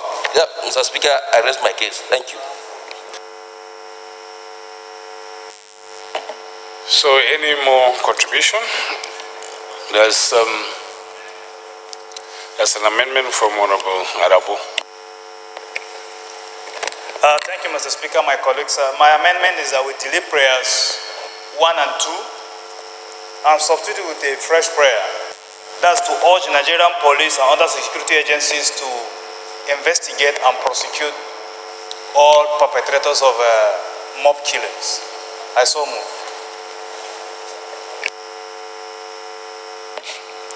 Honorable Shuaibu. Thank you, Mr. Speaker, my right honorable colleagues. My name is Abdurrahman Shuaibu. I represent Mubi North, Mubi South, and my Federal constituency. I'm from Adamawa State. Mr. Speaker, I rise to second the amendment as moved by Honorable Arabo. I so second.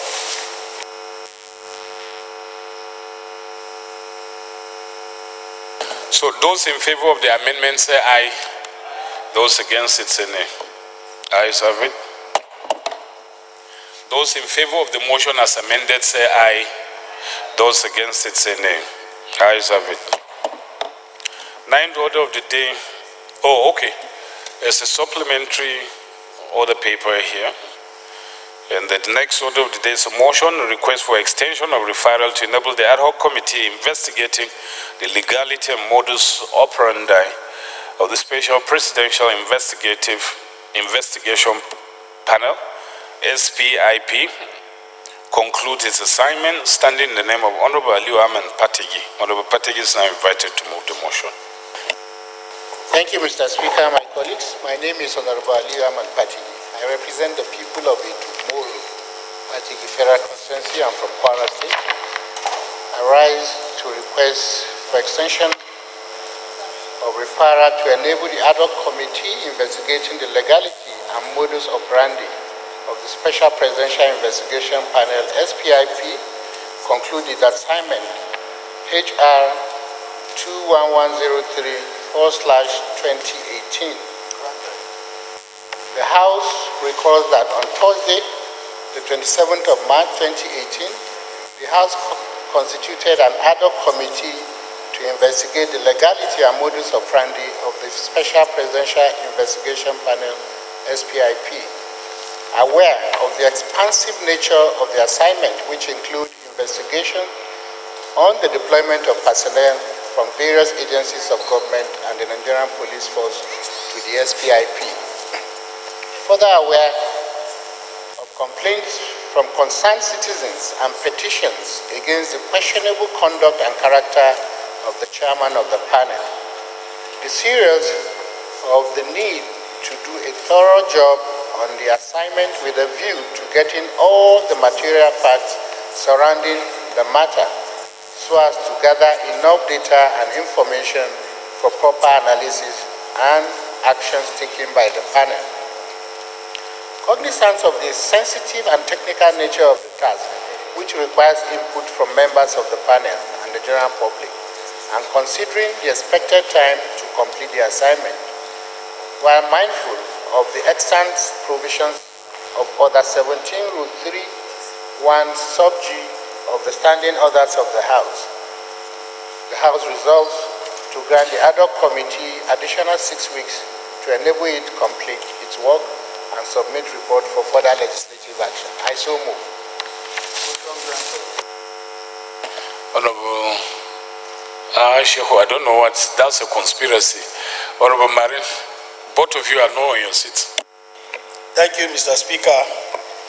Engineer Solomon Marin is my name, and I rise to second this motion heavily moved by my colleague Honorable Botegi.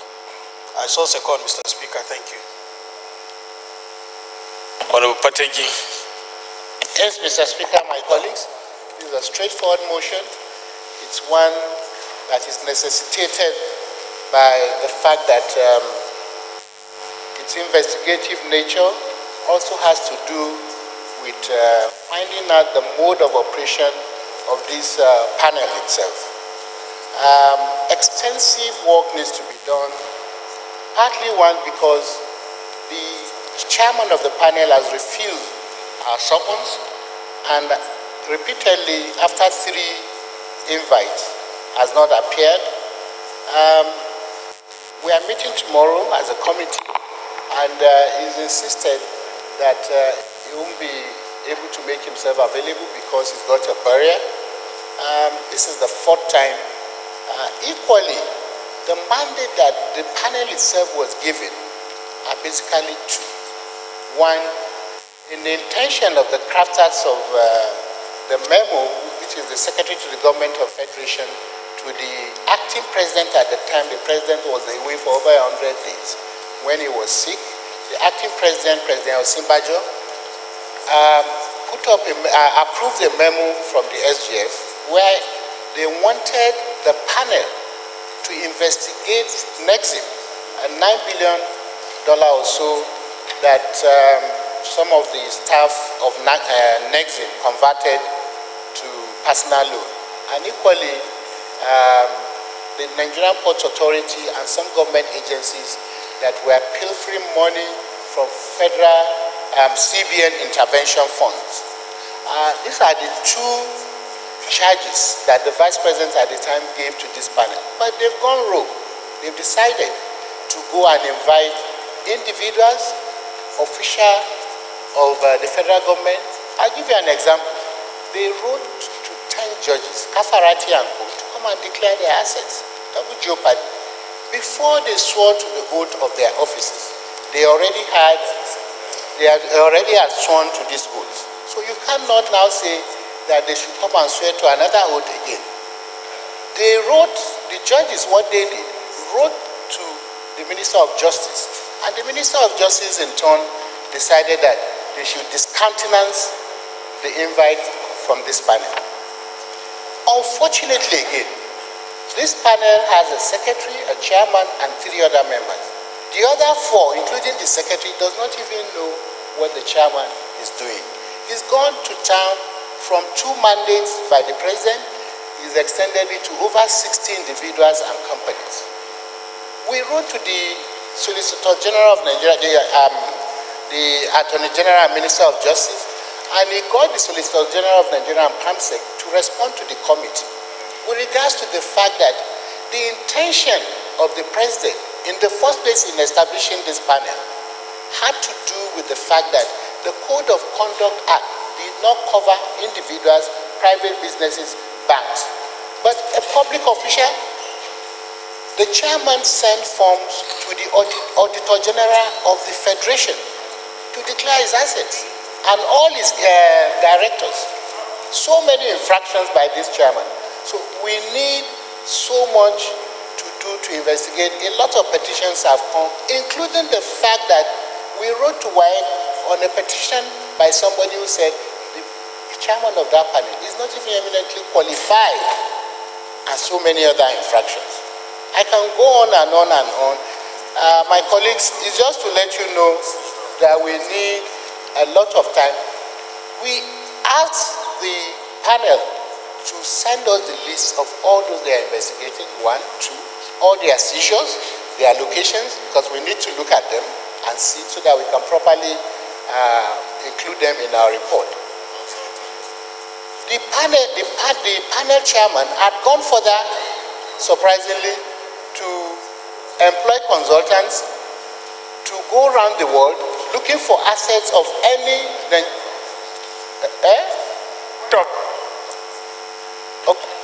Chairman, rules of business.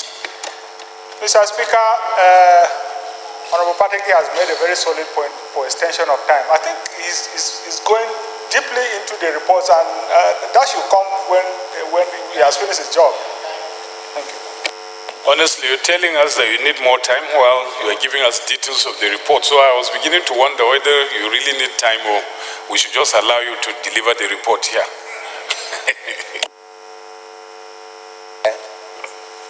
Okay, so the question is those in favor of the motion, say aye. Those against it, say nay. The ayes have it. 9th order of the day is consideration of report of the Conference Committee on Appropriations Bill 2018. Honorable members who recall the report was laid on Wednesday, 23rd March 2018. Honorable Mustafa Baladawaki will move for its consideration in his absence. Honorable Chris, all of them are not around. Honorable Johnson Oguma is a member of the Conference Committee, so who is it? Honorable Babangida, okay, Chairman Finance. Can move for consideration of the report.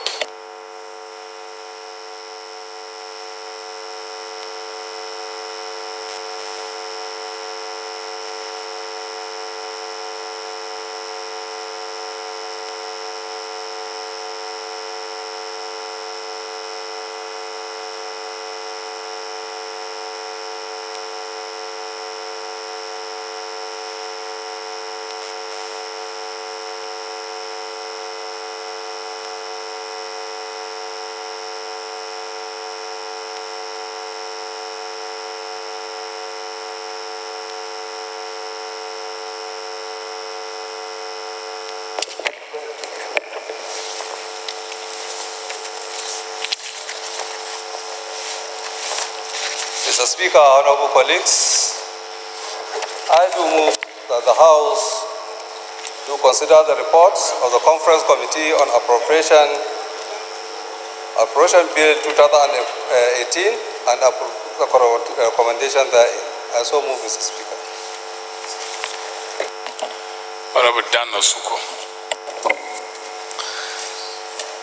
Honorable Speaker, distinguished colleagues, my name is Honorable Dan Asuko. I represent Akam Babiase Federal Constituency, and I'm from Cross River State.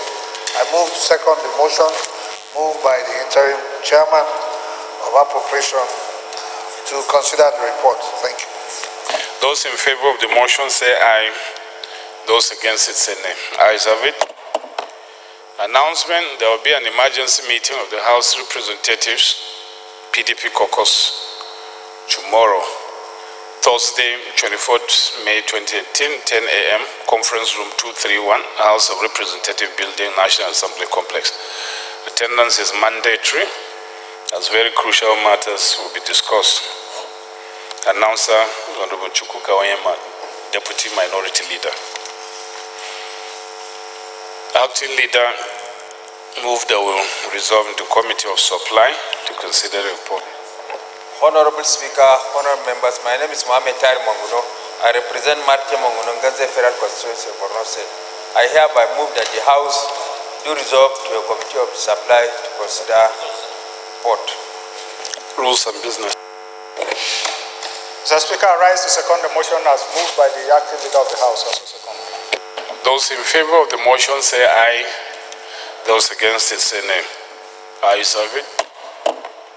House hereby resolve into Committee of Supply.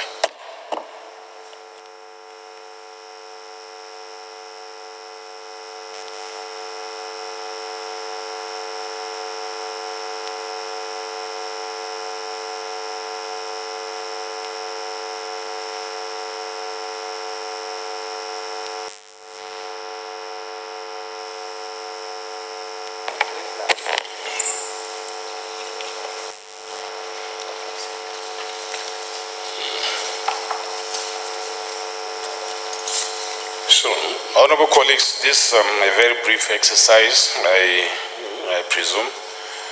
And, I would like to recognize the Deputy Chairman Appropriations to give us a brief of what is the conclusion of the conference committee. Thank you, Director Honorable. Thank you, Mr. Chair, my respected colleagues. I am Honorable Chris Emeka Azubo. Mr. Chairman, at the conference committee of the appropriation, we considered the conference issues. Clause 1, the Senate version was adopted and the correction was very clear. It said, the financial year beginning from the date that this bill is signed into law, as against the year ending 31st December 2018. So the Senate was adopted. Clause 2, the House recommendation was adopted.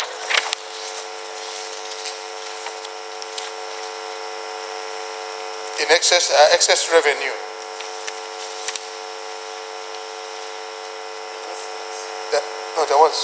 There's a particular difference.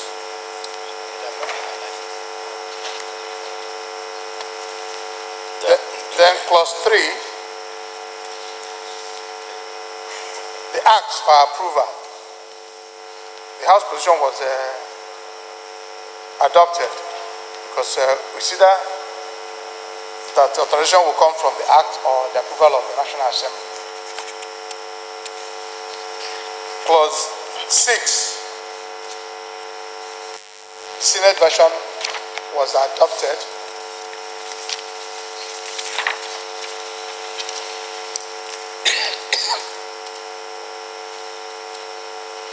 They will include month or quarter, but in the House there was none, so we adopted the Senate. Clause 7, Senate version was adopted. The process as against the House writing the process of implementation. Then the new clause 10 that was from the House was also adopted. Condition for foreign loan. And that's all. Thank you. Honorable colleagues, as the tradition is, the only question would be that we adopt the recommendations of the conference committee. Those in favor of the motion say aye. Those against it say nay. Ayes have it. Leader, move that we revert to plenary. Honorable Chairman, honorable members, I hereby move that the House do revert to plenary to report progress of the Committee of Supply. Chairman, Rules and Business. Mr. Chairman, I rise to second the motion as moved by the acting leader of the House. Also second. Those in favor of the motion say aye. Those against it say nay. Ayes have it. House hereby reverts to plenary to report progress.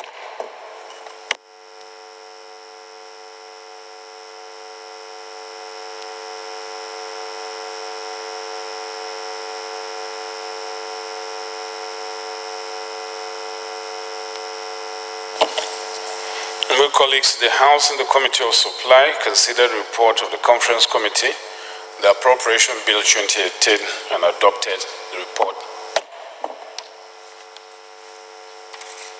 Leader, move for adoption of the report. Honorable Speaker, honorable members, I hereby move that the House to adopt the report of the Committee of Supply. Rules and business. Mr. Speaker, I rise to second the motion as moved by the acting leader of the House. I so second. Those in favor of the motion say aye. Those against it say nay. Ayes have it. Then rules and business. Move that we suspend the rules so that we can take the reports. Thank you, Mr. Speaker. Okay, Jeff. I represent the good people of Buruku, my dear colleagues. I'm from Benue State. Mr. Speaker, I rise to move that the House do suspend the provisions of Order 7, Rule 2, Sub Rule 2, to allow the Speaker preside in the Committee of the Whole. I so move. Acting Whip. Thank you. I'm Amin Shagari, Abo Shagari constituency in Sokoto State. I rise to second the motion heavily moved by Chairman Rules and Business that we suspend the rules and I second the motion heavily moved by. Fine. Those in favor of the motion say aye. Aye. Those against it say nay. Ayes have it. I guess Honorable Samson Oku is distracting you. Well, congratulations for turning him into a member of APC. Oh, okay. 10th order of the day is consideration report of the Conference Committee on a bill for an act to ensure full integration of Nigerians with disability into the society and establish a national commission vested with responsibility for their education, healthcare, social, economic and civil rights and for related matters. Honorable members who recall the report was laid on Thursday, 15 March 2018. Honorable E.Y. Okejef will move for its consideration.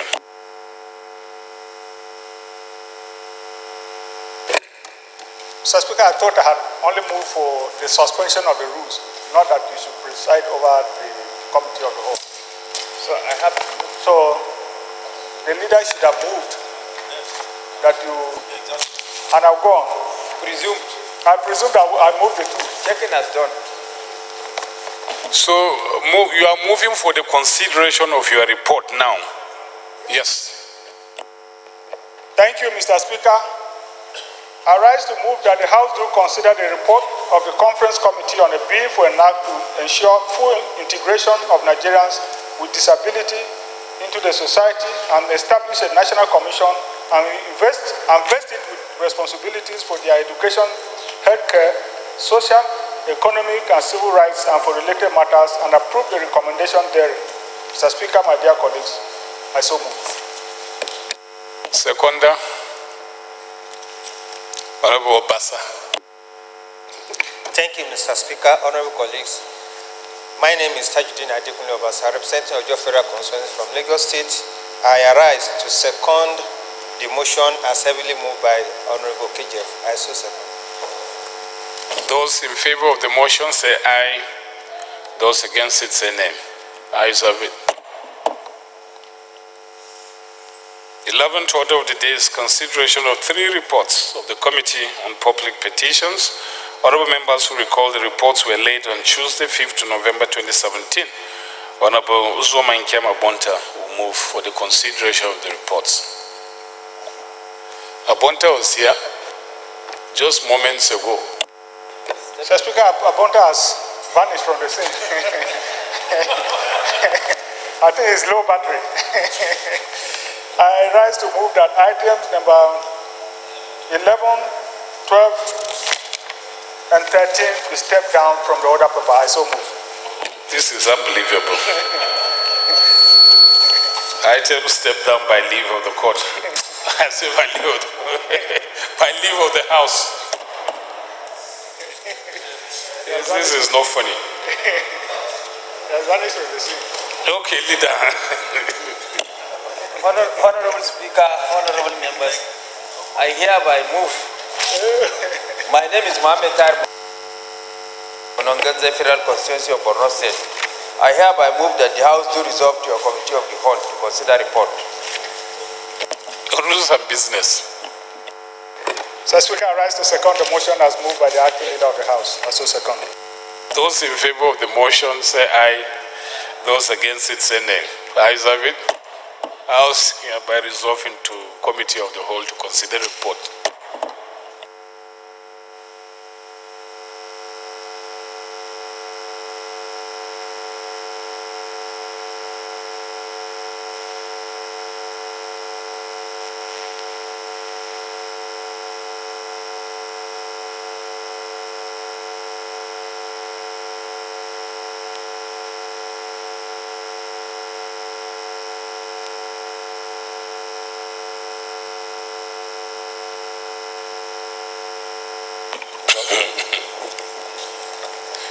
Oh, this is it's not even a big work, really.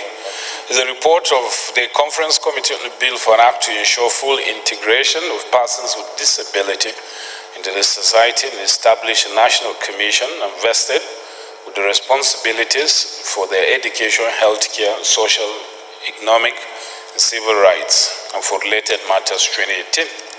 Honorable EY Okejef will give us the brief or synopsis of the conference committee report, and thereafter proceed to do the needful.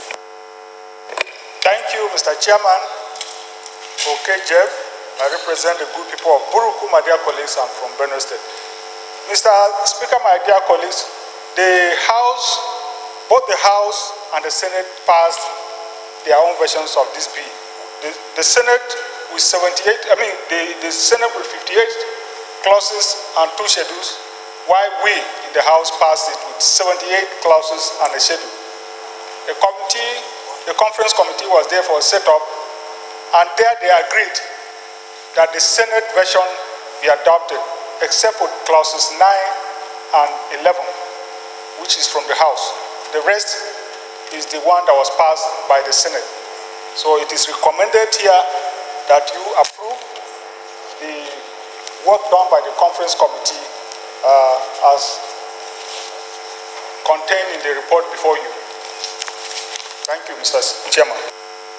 Okay, this is not a subject matter of debate by virtue of our rules, and we're not even doing a clause-by-clause consideration since we can't alter an agreement entered into by our conference committee.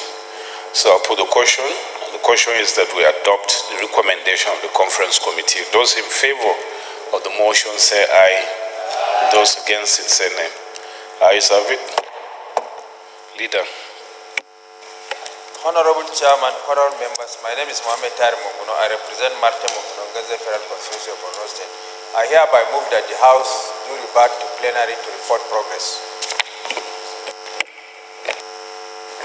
Mr. Speaker, Mr. Chairman, I rise to second the motion that the House do revert back to plenary to report progress. I so second. Those in favor of the motion say aye. Those against it say nay. Ayes have it. House hereby reverts to plenary.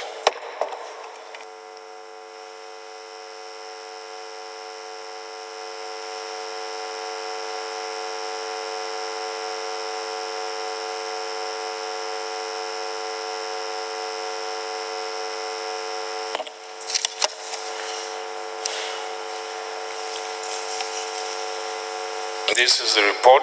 The House and the Committee of Whole considered the report of the Conference Committee on Bill for an Act to ensure full integration of Nigerians with disability into the society and establish a national commission invested with responsibilities for their education, healthcare, social, economic and civil rights and for related matters, and adopt the recommendations therein. Leader. Move that we adopt. Honorable Speaker, honorable members, I remain Mohammed Tahir Monguno. I represent Martin Monguno, Gaza Federal Constituency of Borno State. I hereby move that the House do adopt the report of the Committee of the Whole. Rules. Thank you, Mr. Speaker. I rise to second the motion as moved by the acting leader of the House. I so second. Those in favor of the motion say aye. Those against it say nay. Ayes have it. Any other business? I agree with you. The next business is adjournment. Leader. Honorable Speaker, honorable members, I hereby move that the House do adjourn to Thursday, 24th of May 2018 by 11 a.m. I so move. Rules and business. Speaker, I rise to second the motion for adjournment. I so second. Those in favor of the motion say aye. The ayes have it.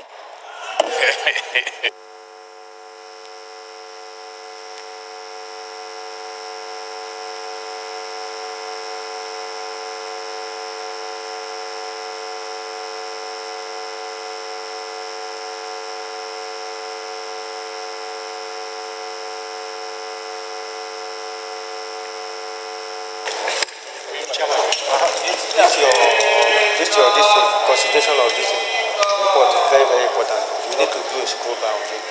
In fact, the whole Nigerian, they are waiting for this thing. But you know, it's a committee something, we will not carry the budget. So which, sorry.